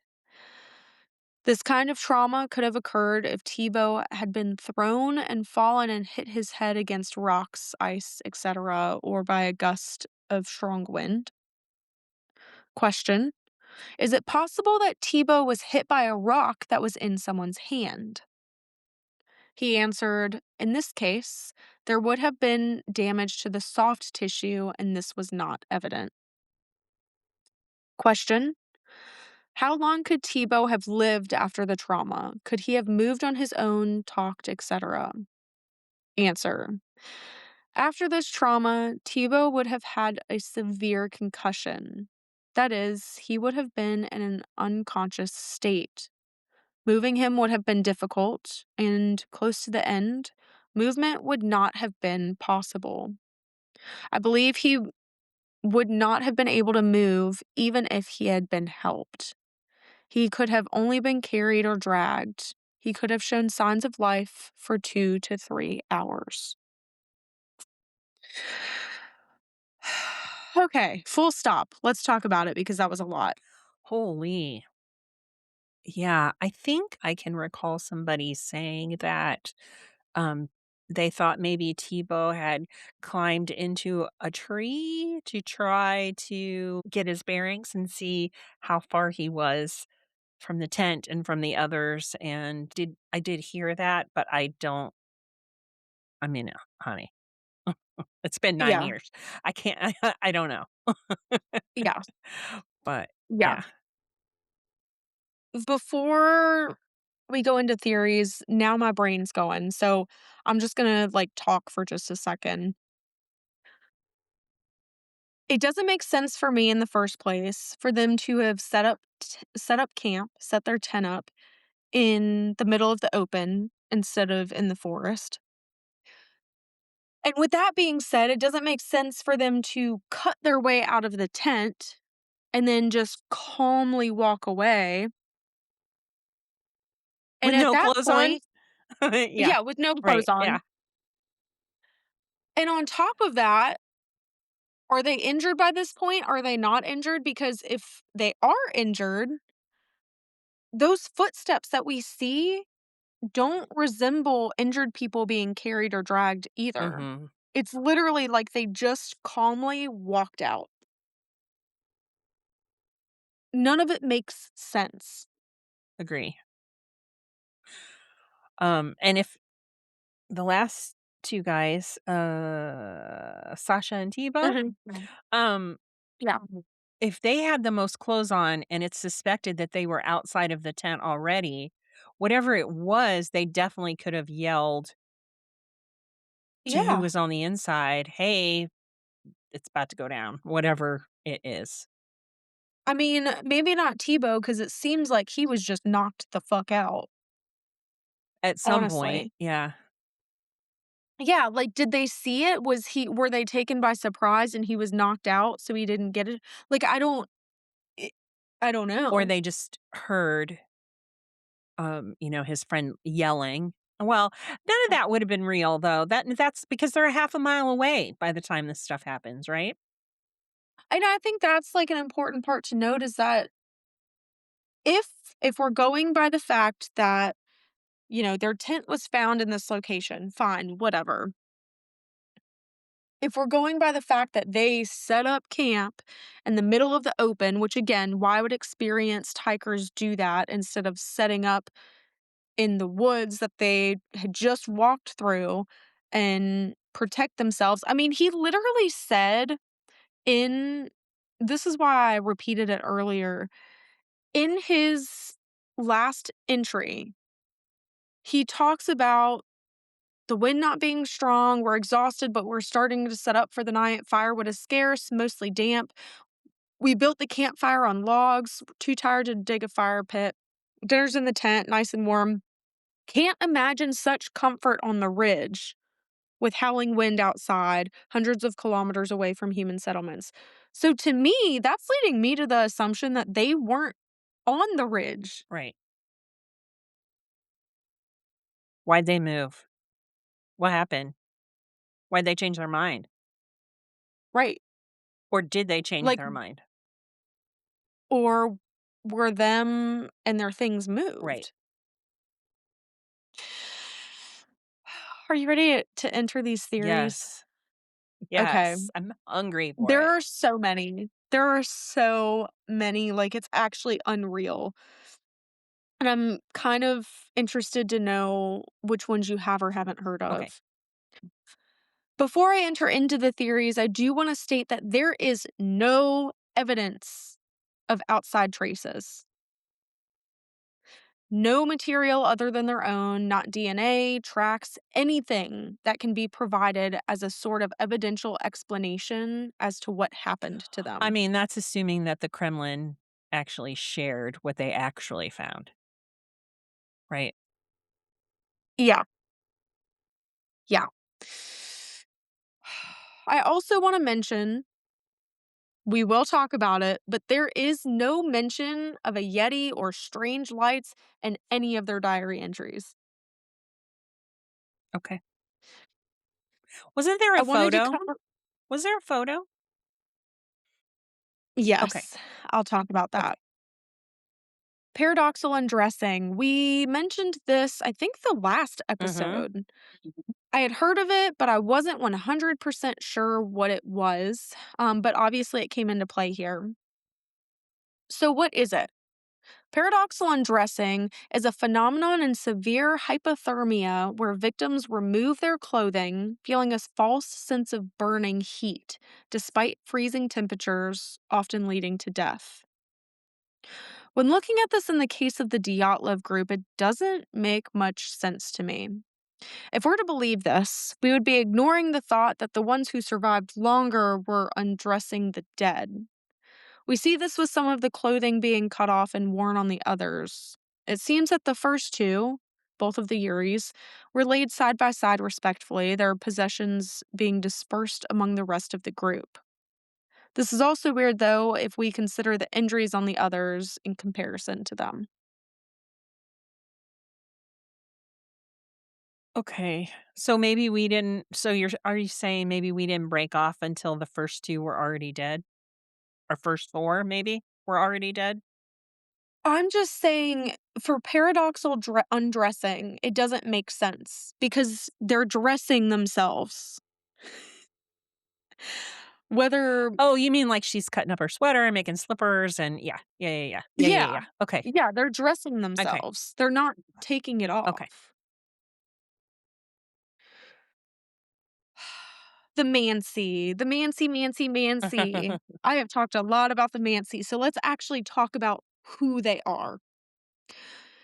They and the Hanti are indigenous people in the Russian Siberian region. They have been there since the 13th century and were fiercely defendant of their land. Eventually, it would be taken by the Russian Soviets, their numbers being depleted and their shamans and folk customs persecuted. In the 30s, the Soviets formed a new town, Kazim, in the Siberian Hanti region. The idea was to bring schools and medical facilities to the area, though locals were not given any say. They were forced to comply with Soviet rules, their children forcibly taken to attend boarding schools where they were forbidden to practice native language and belief. Sounds familiar. Yeah. The natives did rebel, but Mansi and Hanti culture was outlawed, sacred grounds being destroyed, shamans who practiced ancient rituals imprisoned. All of this was still outlawed during the time of the Dyatlov tragedy. Oh, snap. In 59 still? Well, I guess Yeah. so. Okay. The Mansi reported mention of an explosion that could have provoked an avalanche, which I find interesting because there is a later theory that also includes an explosion. I will get to that. The thought within the Mansi theory is that perhaps the group stumbled upon a sacred site or even took something unknowingly that was sacred and it pissed the Mansi off. Or maybe they just cold blooded murdered them.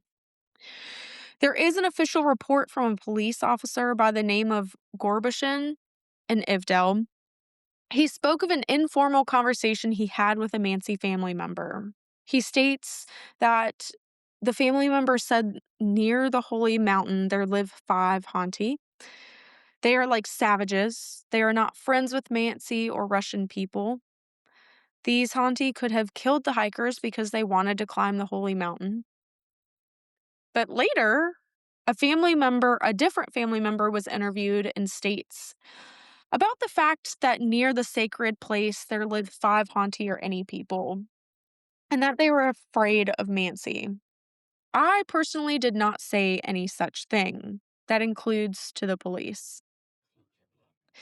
The Mansi were further interviewed, in which they state that no Russian was forbidden to their prayer stone, and it never has been, nor is it currently guarded by Mansi. Additionally, there was a family that lived in the upper reaches of the Vijay River. One brother states that the Mansi don't have a prayer mountain, but 10 days earlier, his brother, who lives in the same camp, gave the location of one. Okay. Yeah. Another member of his family states they never went up to the area where Dyatlov and his team were. Yet there were signs that this wasn't completely true because they found a chum, which is a tent structure, and you can actually see a picture of it. There was also a search member that claims that one of the strips of dark material found on a tree near the first two bodies, Yuri and Yuri, was, quote, a cloth belt of dark color with tassels at the ends. I don't know who this belongs to. It looks like a belt or strap with which the Mansi pole loads. Some Mansi aided in the search of the hikers, which also made people feel a certain type of way, as some killers are known to insert themselves into investigations. They suspect this could have been a way to control the narrative. I mean, maybe, but they're familiar. You would want people who are Yeah. familiar with the area to help you search the Yeah. area. So you can't ask Yep. them to search and then be like, "Oh, you shady." Yeah, exactly. Exactly. Yeah. Once they determined the tent was cut from the inside to get out, murder was ruled out, the Mansi along with it. Lev Ivanov stated it was established. The group suddenly left the tent, and there is a reason to believe that the tent was cut by someone. Establishing if the tent was cut or torn apart is essential to the case. So, the Mansi were ruled out because of what they ruled with the tent, which, again, I guess in and of itself is up for debate. How do you feel about the Mansi being blamed for this? I think it's not really. I think it's a non-theory. I don't think Yeah, I these are catastrophic things. yeah. I don't no. No. I feel the same I way. I mean, don't think that they they have didn't come any in involvement. and beat up a bunch of 75-year-olds. These are humans that are in their prime and physically Right, fit to the task. Yeah. right. I also find it like I don't know what the word I'm trying to think of is, but how shocking that they would blame the indigenous Right. people. And take their kids and make them go to boarding school and Right. yeah. We Right. don't know anything about that over here. Okay. Yeah. Yeah, literally. Our next theory is radiation. I am so glad to cover this one. There were fears of radiation affecting the group. Actually, because of this, the helicopter pilots refused to transport the bodies back until they were placed in zinc lined cases. Mm. So, what's the deal? Was there radiation contamination? Yes. Mm. After Ivanov learned of the autopsies of the final four bodies, he decided to have their clothing tested for radiation. Two of the four found in the ravine tested positive for radiation. The sweater Ludmilla was wearing showed the highest levels, and then Sasha's waistband of his sweater and lower parts of his trousers. Why was radiation not found on the other members? Exactly. Great question. Mhm. First, remember that the sweater Ludmilla was wearing was actually owned by Yuri Krivnishenko. Now, I'm going to take you back for a second to 1957 when the largest nuclear disaster at the time took place. Today, it is third in place. The name Kushtim. Why have we not heard of this? Because the Soviets concealed Sure they it. did. Yeah. A few days after the explosion, hundreds of local villages were dying from poisoning, over 10,000 being evacuated. They sent in cleaning crews, and Yuri Krivnishenko was a part of that. Oh, hey, that just made all the hair on my arm stand up. Yep. Really? There is actually a letter that they showed in the documentary where he expresses frustration and puts in his resignation. Yeah. And Sasha, what about Sasha's clothing? Well, remember in the very beginning, I mentioned that he worked at a secret institute in Moscow? Mhm. Yeah, that just so happened to be another secret nuclear facility. Oh, wow. Yeah. So we can explain the positive samples and why it wasn't found on the others. I also searched, literally, I put in my search, I said, if clothing tests positive for radiation, can it cause those around them to go crazy? The result that Dr. Google provided me was clothing contaminated with radioactive material, dust, liquid, can expose people nearby to radiation, leading to acute radiation sickness symptoms such as severe nausea, burns, and anxiety. But it will not cause people to go crazy in the psychological sense. Well, also we have their diaries leading right up till the night before it Yeah. happened, and all of Yep. them are they're having the Normal. time of their freaking lives. Yeah. They're And doing what they everything is love. normal. They don't sound like, "Oh, that's a red flag." I didn't hear any red flags. Yeah. Okay. Well, once Ivanov, the lead investigator, wanted to do radiation testing, he had a problem. He states, when I reported to my superiors about my findings, fireballs, radioactivity, he gave a completely categorical order to classify everything, to seal everything up, to hand it over to the special unit and forget about it. The Soviet government would become frustrated and order that the case be closed. Their statement on May 28th, 1959 is as follows. It is concluded that the cause of their demise was from an unknown compelling force which the tourists were not able to overcome. The criminal case on the death of the group of tourists and further proceedings are to be terminated. Listen, first of all, fuck you for calling them tourists. Let's start. I think that's what they call like hikers and stuff over there because Those were like they talk about professionals and tourism. fuck you. Yeah, Yeah. Yeah, that's not no. No, they've dedicated a huge portion of their lives to this. How dare you call them tourists? Ugh. yeah. I'm so inflamed about it. Wow. Mm. I feel like that leads perfectly into military. Mhm. Let's do it. The military. There are many theories surrounding them. Was it a secret launch, a special forces mission? Did certain members of the group know things they shouldn't? Did they come across something they shouldn't? These have all been major theories surrounding the case. As far as secret launches go, there are no recorded launches in the Soviet Union from the 1st to 2nd of February. I am unaware of unrecorded launches. There are some people who talk about a launch that had happened and yeah, but there are no recorded launches. There are rumors of a secret training ground near the site. A journalist points out inconsistencies and conflicting testimonies of witnesses, claiming a sloppy investigation. He believes that they could have witnessed some secret trial or experiment and they were liquidated.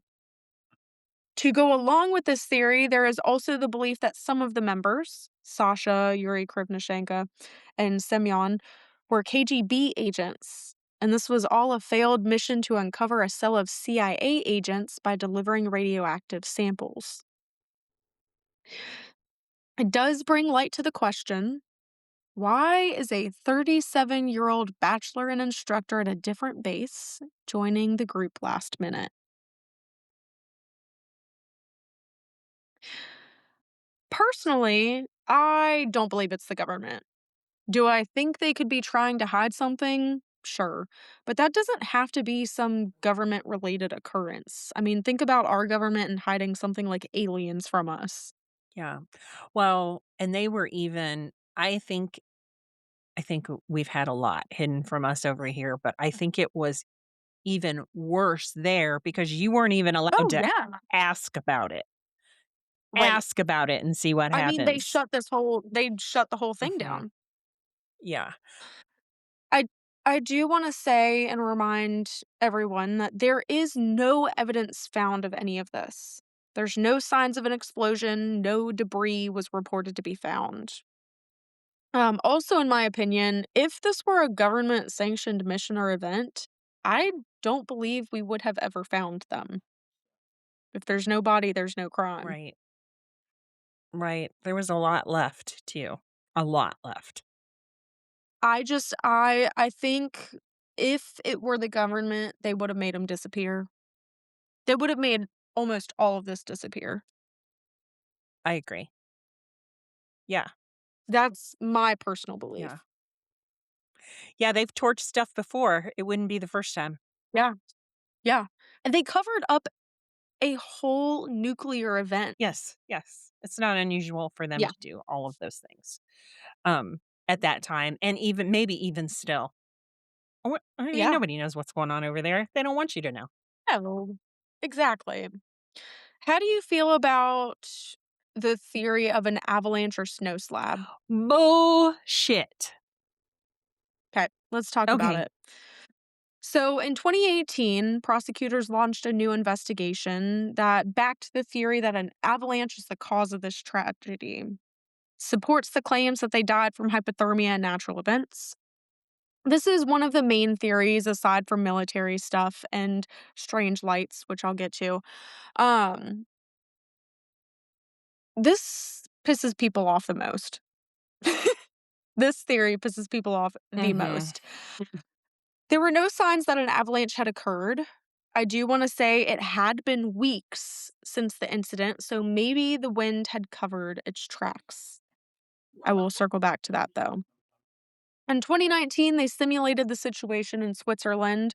They measured angles, slopes, conducted a snow survey, and all in all concluded that an avalanche could be a reason. Well, the Russian government announced the conclusion that an avalanche is behind their deaths. Russians were livid, Mhm. livid. For one, to them, it seemed like it's putting the Dyatlov group at fault for their own Right. demise, considering they placed their tent in the wrong area. Mhm. Again, these are experienced mountaineers. Also, if it were an avalanche, how is everything still so preserved? I mean, there were still those skis standing in the same position in their Yeah. photographs. The front entrance of the tent is still Yeah. upright. Yeah. I've never been in an avalanche. I don't claim to be or have been, but Right. I have seen them. I've seen film of them as probably Mhm. most of the people that are listening right now. Um, Yeah. there's not gonna be a Yep. a nice little backpack and a pair of skis, Yeah. standing up in the Well, tent. and I will say the snow slab is basically, in layman's terms, it's a smaller avalanche. The snow literally just slips because it gets too heavy. So that's one of like I just incorporated it in with the avalanche. Um, uh, I'm gonna keep on with this. So, in September of 2021, a man named Victor Popovnin, sorry if I mispronounced his name, he visits Dyatlov Pass. He carries out photogrammetry. This measures the precise angles of slopes and produces a 3D map image. This is incredibly important because if any of their numbers are the slightest bit off, it throws everything. What they found is that the steps in Dyatlov Pass are actually steeper in some areas than they believed, proving that an avalanche or snow slab was possible there. But this is assuming they actually pitched their tent there. These are experienced hikers. They wrote about the winds, not being able to see well. Why would they set the tent in the middle of the open instead of in the trees where they would be more protected? And if there was an avalanche, why is everything not completely covered? We see calm footsteps leaving the tent all that time later. Mhm. Wouldn't they have been covered by the time of the You would search? think, unless those weren't Maybe. their footsteps. I'll get into that too. Maybe we're seeing this because it was after the incident and they were helping each other. I mean, traveling with 3 people with broken ribs and severe injuries, though, cannot be an easy task. But again, then the footsteps should be showing people badly damaged walking, and this is not what's We're reflected. bleeding. There should be Right, frozen blood. There should be frozen blood. right. Yeah. And let's again not forget about the gear still being vertical. This was photographed. The Dyatlov group has a photograph of their stuff being there, and when their stuff was found, the entrance of the tent is still elevated and the skis were still upright. Wouldn't this all be leveled in an avalanche?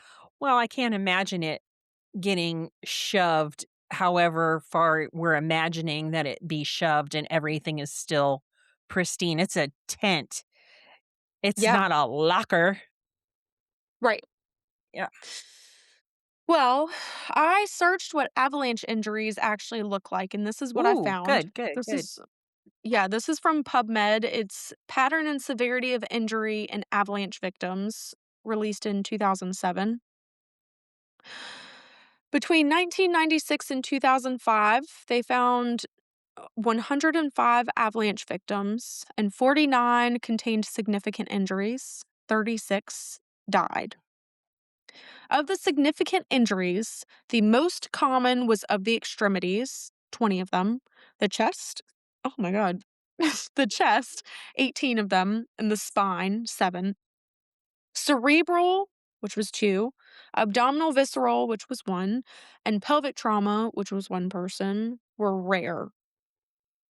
Autopsies of 30 of the 36 were conducted. The cause of death in the remaining 6 was concluded to be from clinical, radiological, and electrophysiological findings. So the autopsy showed trauma was only responsible for the deaths of the 2 victims. Both of those victims had cervical spine fractures with dislocation leading to death. One was due to hypothermia. The remaining fatalities were due to asphyxia. Asphyxia?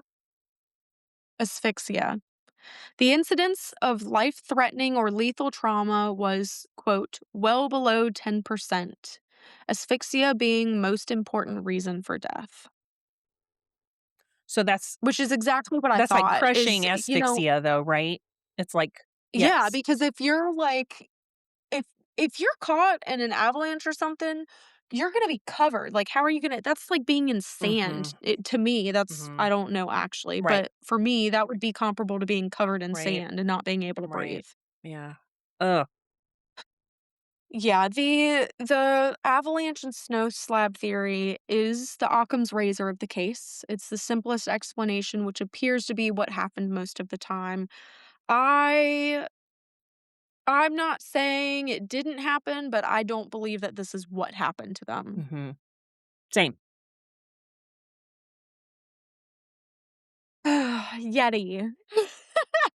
Yeti, snowman, mank. Mank is what they call it indigenously.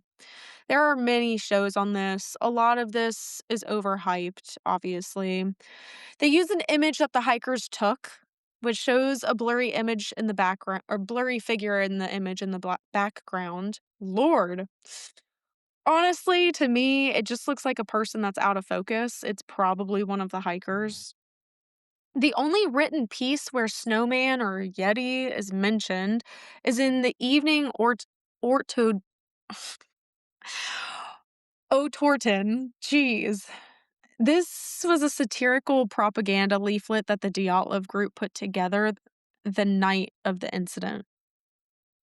The case file does not contain a photo of the flyer, only a transcript of its content. Interesting. You definitely need to share that photo, but Mhm. I I haven't seen it recently, but I can recall that I was like, "Dude, that looks an awful lot like a dude standing Yes. It li honestly, it there." looks like it's just an out of focus picture of a guy. Yeah, yeah, and if they were writing something satirical, then that definitely Right. could have been just them like, Yeah. "Okay, and this is the picture we'll use." Yeah. Yeah. It was '59. It wasn't 2026 Right. where we can do it with Right. AI and make it look crazy real. No. Yeah, Yeah. exactly. Yeah. No, I'm not saying that Yeti don't exist because I mean, Yeti's like Bigfoot, it's their Mhm. Bigfoot, basically, Mm-mm. but I don't think this has anything to do with this Yeah, case at all. agree. There is a theory that's suggested about the stove. This it's Mm, this is suggested by a man named Clark Wilkins in his book A Compelling Unknown Force: The Dyatlov Pass Incident, aka 6 Hours to Live. This is where he promotes that they left the tent due to smoke from the stove. If this is the case, though, why would they go so far away from the tent? They could have just opened it and ventilated, not abandoned it without proper clothing or shoes. mhm. It doesn't make sense for there to be an immediate threat outside of the tent and they leave the tent, though, right? Like, if something's threatening from the outside, why would they leave the tent? Unless it was on the tent, you know what I mean? Yeah, Unless it was on the tent at the door. yeah. Um, I know that sounds like I'm trying to say it's a Yeti. I don't think it's a Yeti. But if something were attacking a bear or a pack of wolves, first of all, there would be prints because there were human prints. So Yeah, I would assume that if there were animals, there would also be animal prints. I'm not just, little weasels and some I don't know, what did you say? Wolverines. Um, Wolverine. you know, Not snacking weasels. on people's face. Well, I mean, weasels do that too. Yeah. I flipped over, Oh my in god. Kentucky one time, I flipped over, a dead colt and, a weasel jumped out of its body and I saw Jesus Oh my that day. god. But, Yeah, honestly, I would too. anyway. Well, it begs the question again, and a lot of this is just reiteration, but what would cause them to panic leave the tent and then calmly walk away? That's what doesn't make sense. So, This theory also suggests maybe the embers in the stove accidentally reignited and they cut holes to try and ventilate, but when it didn't work and it became harder to breathe, they slashed it open and ran out. That could also explain why some of them have burns, and there's a lot Yep. of facial burns. And they also had blood around their mouth, which can also happen with smoke Mhm. inhalation. Oh, yeah, we've seen that. Yeah. Um, there is no evidence to support that there was cooked food or that anybody was intoxicated at the time of the incident, so I did wanna throw that out there as well. Oh, lights. There are so many different theories of lights. So, lightning strike or ball lightning. Ball lightning! Ball lightning is described as an unexplained atmospheric electrical phenomenon. It refers to reports of luminous spherical objects varying in diameter, usually associated with thunderstorms, but lasts longer than a lightning bolt. So, there are an incredible amount of people who have reported seeing strange lights at the sky. Before, at the time of the search, and after the incident in this location and areas surrounding. There's also the strange photo that they captured. The photo is unfocused but captured some form of light in the sky. There is the suspicion that a ball lightning maybe came close to the tent, melted the snow, created a hot spot. The group hurried to the tree line, lit a fire while waiting for it to disappear. Then there were the two deaths at the cedar that was caused by an electrocution event, creating burnt hair, bleeding head orifices, large burns, burnt clothing, pulmonary edema, tree damage. The four deaths in the ravine would have been due to an explosion event near the den, again, due to a lightning strike or ball lightning. Cold weather lightning is possible, but it's rare. The theory also suggests the ravine strike hit close to the den, vaporizing a substantial quantity of stream water, snow, and ice, creating an explosion that would have resulted in the blunt injuries. From here, the three surviving members died in two groups. Rastim was injured, was trying to return to the tent assisted by Xena. Due to snowdrifts and high winds, he collapsed first, followed by Xena due to exhaustion. Igor remained with the ravine for as Ludmilla and Semyon somehow remained alive and Tebow was unconscious. Then he stripped the bodies at the cedar for more insulation. He decided at some point to return to the tent, but died, being the only member to have clear signs of hypothermia. There is also the theory of UFOs. Again, that photograph captured it's some kind of light, and these fireballs, a lot of times it's described as a fireball that they saw. They're seen everywhere. There are so many different theories of lights, unknown lights, lights, lights, more lights. So much surrounding lights. How do you feel about that? Um, UFO, fireball, ball lightning. honestly, um, I don't hate it because I was struggling to make sense of pulmonary edema in a physically fit young man just out of nowhere. I mean, had he been struggling, having some cardiac struggles on the way up, we certainly would have heard about them in the diary, because we heard a Yeah. lot about sciatica. Yeah. So, I don't know. It tracks, it tracks. I'm not mad at it. Is it aliens? I don't Okay. know. Is it Right. some shit they were messing around with because we were in a race? Maybe. Yeah. Have you ever heard of katabatic wind? Nope. Okay. I hope I pronounced that right. Katabatic wind. This is a type of falling wind which may appear when cold air over a glacier or mountainous area begins to flow down a gradient. This wind carries high density air from a higher elevation down the slope, and since cooled air has a higher density, it can be comparable to the force of a hurricane. In Holy. 19 yeah. Wow. In 1978, this happened in Sweden in an area that's comparable to the Dyatlov area, and only one of 9 skiers survived. This event usually occurs at night. They did record the warmer winds and associated it to a jet engine just before the That's true. incident. The winds appear quickly, the only way to survive it being that they ran out, covering the tent with snow to make sure it stayed in place, and waited it out elsewhere, and they would return later. Could explain why the tent was just covered in the middle and they had the flashlight on top to try to find their way back to it later.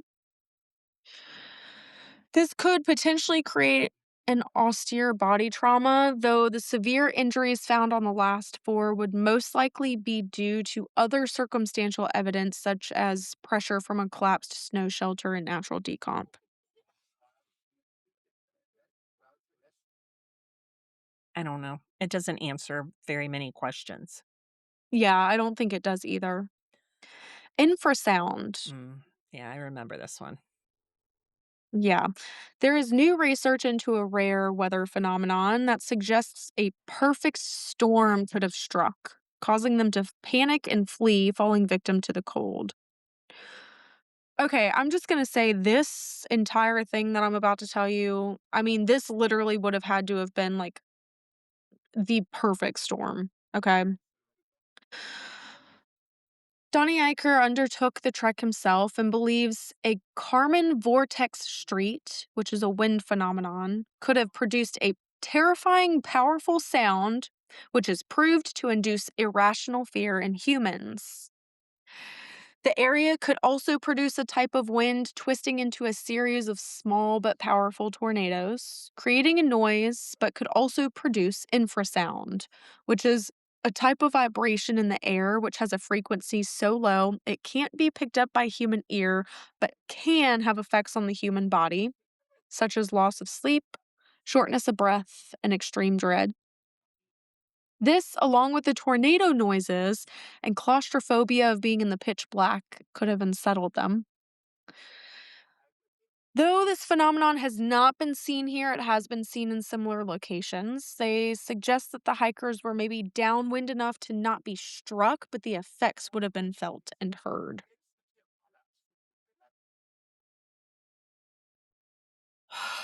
But they could still keep their shit together enough to dig a den and line it with Right, pine right. boughs? Hmm. And then somehow get like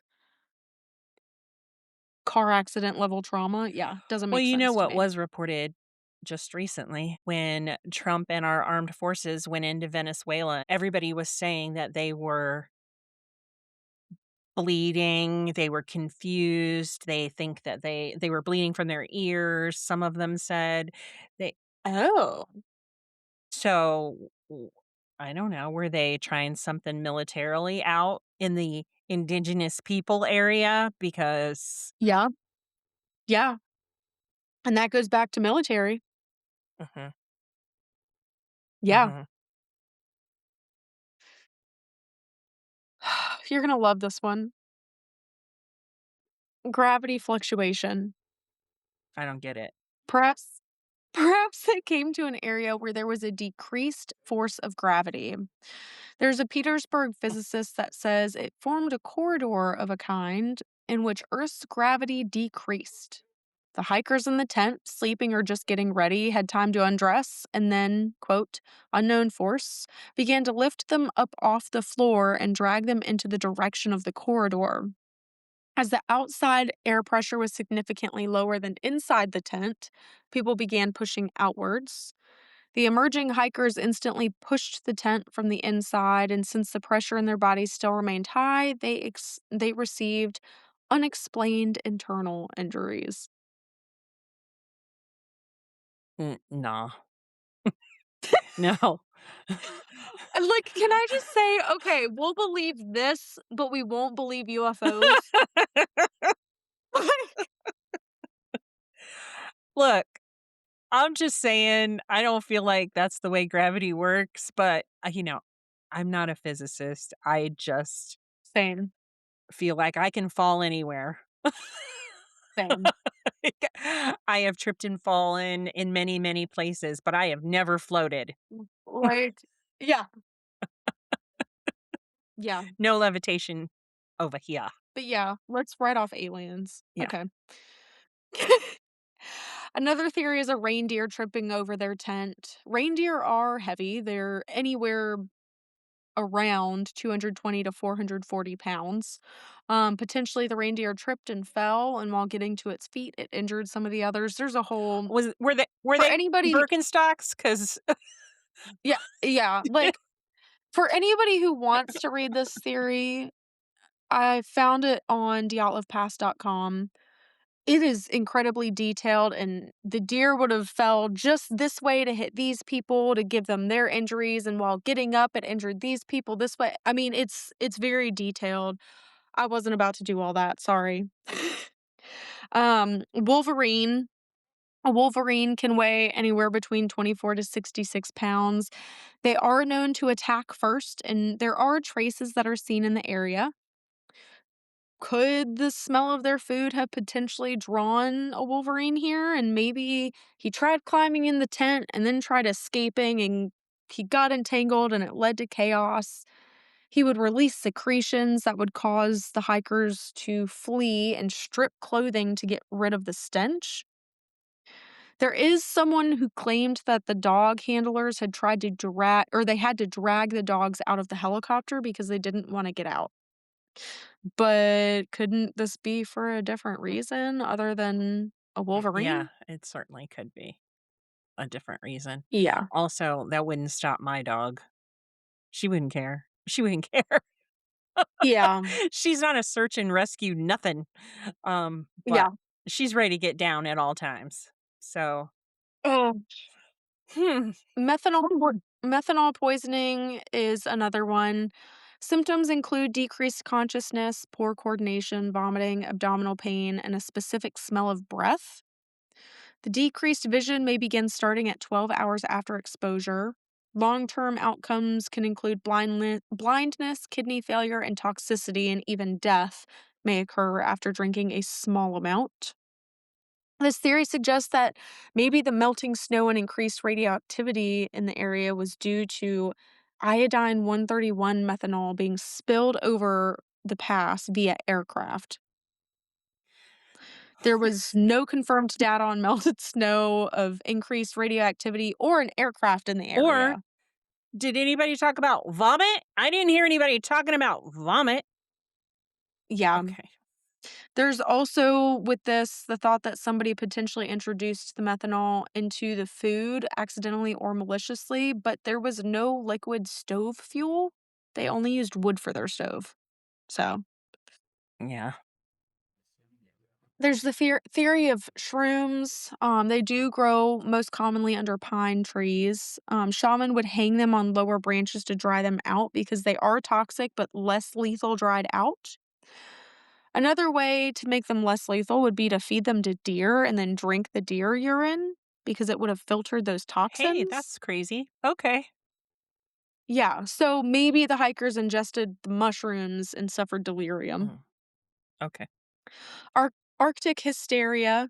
Symptoms include things like disorientation, lost track of time, not feeling cold, walking in a trance, visual and auditory hallucinations, aggression, and other atypical behavior. Allegedly, this has only been observed in native people. Non natives will observe and report it, but have never been affected. Some believe this could be the natives throwing, quote, throwing a fit because strangers are on their lands and could even be triggered by stress from encounters with technology and devaluation of their beliefs. Mm, Again, we're just throwing shit on the natives. There you go. There's a theory that they could have been mistaken as Gulag fugitives. There were small concentration camps in the area, but no known escapes at the time. I guess they could have thought that they escaped years ago and had been hiding. They were only in their 20s. How many years ago did they escape? Yeah, I don't know. I don't know.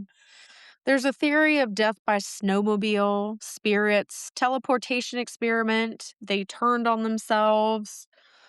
But my personal favorite theory is a theory that Theodora actually talked about herself on the documentary. She has it on her website. It's a theory of a fallen tree. So maybe they actually pitched the tent in the trees where there was firewood and less wind. They started a fire, changed clothes, and a tree falls on top of them. Now, if this is the case, why weren't they found under a tree? The Ural Mountains are a part of a highly developed industrial complex that's tied to mineral rich Siberian region. There are many mining shafts and explorations. There were blasts happening around 10 kilometers from the base camp on the northern side of the ridge. At the beginning of February, there was a routine flight to the geologist's camp, the tent being spotted with a fallen tree on top. So, normal procedure, they stopped. They took what bodies they could to the Ibdel morgue. Three bodies still remained trapped under the tree in the tent, and they concluded that the blasts could have made the tree fall, leading to their deaths. A doctor and nurse had drawn up documents necessary for burial, but when they heard of a massive search coming for the missing group, they flew the six bodies back, cut up the tent, get the remaining bodies out, staged the tent for death by hurricane in a prominent location, making it easily found, and they dumped the bodies along the way. Allegedly, there were traces of men urinating that they found. This I don't know that this would have lasted all those weeks. Maybe it could have. Maybe it would have melted the snow, though. Am I I crazy? don't know. And maybe the little bit was left frozen. Who knows? Yeah. Here's what I like about this theory. Whether we account for the mining explosion or not, what I like about this theory is that they were camped in the woods. Something happened. Somebody came across them and moved them. Moved the tent, moved them. For what reason, I don't know. It just doesn't make sense for me to have experienced hikers pitching a tent in the middle of an open ravine or open pass, sorry. Mm, no, I feel that. Sorry. Hold It on. doesn't make sense. Oh my God. Oh, looks like the dragon's been licking my glasses. What the hell? Okay. Yeah. All right. Um, I mean, I don't hate it, but I don't think there's enough to support it. I think this is way too detailed, in my opinion, but there are things that I like about this. Like, I like the idea of them actually having pitched the tent in the woods. I like the idea of, for some reason, the tent was moved. Like, I don't know. Don't you find it odd that in all of these first of all, I find it odd that there was only one doctor doing all of these. Seems like a nice way to keep your story straight. There was somebody else who helped with the first couple, but I didn't see his name with the rest of them, with the remaining 5. But also we have missing eyelids on many of them. One young lady, her mouth and tongue were somehow dissolved or consumed, and I didn't hear the word predation not one time. Nope, not at all. I mean, it's a word. They didn't just make it up in 1999 like it's a word.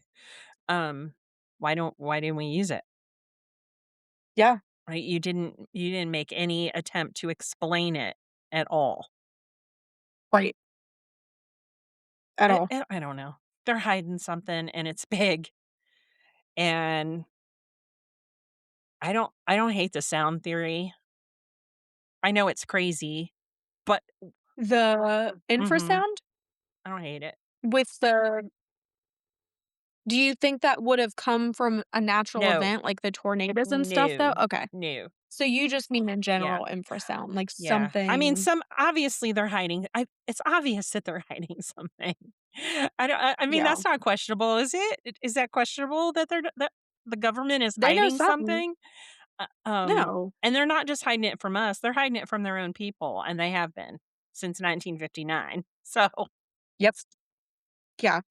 I don't know, out of all the theories, I still don't know how to comprehend how they could have traveled the distance they did with the extent of their injuries. The wounds on the last 4 would have made them incapable of moving on their own, let alone moving that distance. right, but that's I mean, the last 4 are how they were found, not necessarily how they died, right? We don't have a time of death because everybody was frozen. Yeah, Correct. We don't really have a time of death for any of no. them. No Besides watches and stuff. besides mentioning they believe that it was 6 to 8 hours after their last meal. Yeah. I just eh, I guess if somebody moving the tent, that would have made sense too for the footsteps still being there. Mhm. I don't know. I don't know, none of it makes sense to me. It's also strange to me that private companies were sending people before the military sent people. I mean, the military was involved from the start. It was like I think it was some kind of military school or something, and they were sending people Mm. out. I don't remember exactly, but that's another reason why the military was kind of hard for me to believe is if they knew something right off the bat and they were hiding something right off the bat, I don't think they would have let all those civilians join the Well, yeah, search. because it's been weeks and they've already ruined anything that you would even find or think, you know, I they've Yeah. they've muddled everything. Yeah. It's like OJ. If you just would have went on the facts, you could have figured it out. But we had Right. to go in here with dirty cops and shit. Like we had to go in here and Yeah. yeah. Mm. God. Um well, Well, how do you feel at this point about Dyatlov Pass? um unsettled. I mean unsettled. We're guessing. It happened in Yeah. 59 and we're still guessing. Yeah. And I mean not for nothing, but this isn't totally um different than the last episode that we did that were on public land and bunch of shit went down and what happened? Oh, we don't know. We don't know what happened. Like, right. Yeah. Yeah. I don't I don't know. I really hate this. There were moments when I was doing this that it really hit me, and I was like, "God," like, learning about their personalities Oh, and, yeah. then knowing their postmortem findings, like, it's it's horrible. It's I horrible, agree. and I wish we knew. I don't think we're ever going to know.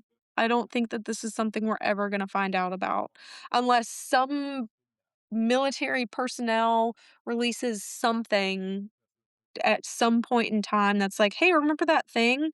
Yeah, well, fuck the government," and they put it out. It could I still don't know. happen. It's only been 66 years. We could still have a Yeah, deathbed confession. It could happen. Yeah. yeah, Yeah. yeah. Well, I just want to say that that this was the best deep dive that you've ever done. this was a Yeah. lot. This was a lot, and I still didn't include all of the information I found. So, genuinely, like, I do encourage people to watch the documentaries. There are books out there. There was a woman in the first documentary. She had her own book, and she's very much, very qualified. And Theodora, who did Dyatlov I mean, she put in the work. Mhm. She's got she's got all the pictures, she's got the diary entries, she's got the autopsies, um, there's a lot of things about the group that I just couldn't fit in, about, their home life and things like that. So, yeah, I mean, there's a lot. There's a lot. There's a lot, and there's a lot of theories that I didn't go over too. I mean, there's a ton of theories, and I know I went over a You did, lot. and you were like, "There's, like, 50 theories last week," and I was like, "What?" I remember, like, 5. Yeah, I mean, each of the militaries can be split. I combined it because I'm like military, but I mean, there's deep dives into the special forces and the rocket launches and the KGB agents and things like that. Excuse me. Um, there's deep dives into all of those individually. Like, there's a lot. I know I've said that 50 times, and I'm sure people are like, "Oh, shut up," but there's a lot. This is too much. Yeah, it's a lot. But I do wanna say, you know, I think about this case a lot. It's one of my Roman empires. Yeah. I feel for the families. I feel for them. So I hope families are doing okay, and other than that, that's everything that I have for everybody on the Dyatlov Thank Pass. you.